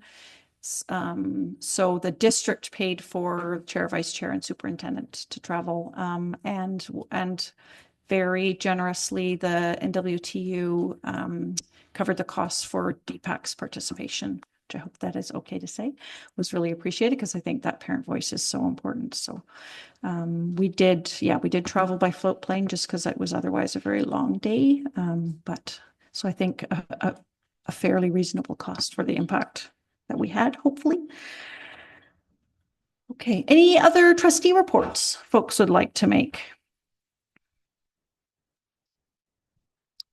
Go ahead, Trustee Carlson. Thank you. I'll keep this short. I'd like to thank everybody who came here tonight and who is still here. I will reiterate. Look at, thank you so much. I will reiterate the main theme at the BCST AGM was funding. Most motions were asking for more funding for our schools. So again, continue the advocacy, communicate it, advertise. We all need more money. You'll hear me continue to say that. Last night was a late night, an election night. It was a nail biter. However you voted or however you're feeling, let's move forward and work together for our kids. And I'm going to end on a really positive note and thank all the students at the Student Symposium. You're the reason we were here. I was so impressed with all of them. They're your next leaders. That's why we're here. Thank you. Trustee Slynn, and then I got Sluice and Andre. Thanks so much. Yeah, I'm gonna make this brief. Other people have spoken about it. I wanted to acknowledge our partner groups. The conversation around the budget, it's difficult. I know, I think I can speak for everybody that sits around this table that if we could maintain and grow everything we're doing, we would. And I also recognize the impact that it has on real people. A loss of a position, a reduction in full-time hours, the money you need to run your program. Trustee Carlson has said funding, and everybody knows that's the case. But I just really wanted to acknowledge like the humanity and the fact that it is going to have an effect on people. But we're going to continue to try to make the best decisions we can, rubbing two pennies together, and maintain like food security for kids and SOJI programs, sexual health, the arts, extracurricular programming. We want to do it all, and we're going to continue to try our best. And I just wanted to acknowledge everybody. Thank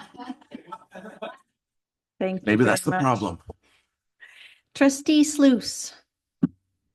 Thank you. I think somebody in the room already mentioned, but our new strategic plan is now posted on the website. It looks great. I believe we're getting some paper copies printed, so I would love it if every board member could get a copy when they're ready. I also wanted to provide an update on the motion that this board passed that went to BCSTA on behalf of New Westminster Schools. This was a motion around protecting and prioritizing school district budgets to ensure that funds are directed primarily towards student learning rather than portables, and to establish a separate and distinct funding envelope for costs related to portables like site preparation, moving, furnishing, removal, and decommissioning. This passed with very, very strong support, and now we'll make it to the advocacy circuit with BCSTA. So thanks to the board for their support of that motion, and I'm very pleased that it was passed with great support. That's all for me today. Thank you. Thank you so much for that update. Trustee Andres. Yeah, sorry. Long day. Yeah, just wanted to also say the STA AGM was also a good opportunity for some professional learning as a board, and so it's always a good opportunity to connect with the other school boards, see what's happening in other districts, and help develop strategies together to address our issues and hopefully continue to jointly advocate for positive change in our system. And then just a couple of PAC meetings when I was not able to attend because I was at the AGM. Thank you. Thank you. Okay, then we have just notice of meetings. Our next regular board meeting will be held on Tuesday, May 27th. We have another meeting to be scheduled, which we will post tomorrow. And there's a record of the March 11th in-camera meeting in your package. And then we're looking for a motion to adjourn. Moved, seconded. Don't have a seconder. I need a thank you. Seconded. I missed it. All those in favor? Any opposed? Motion's carried. Thank you, everybody. Good night.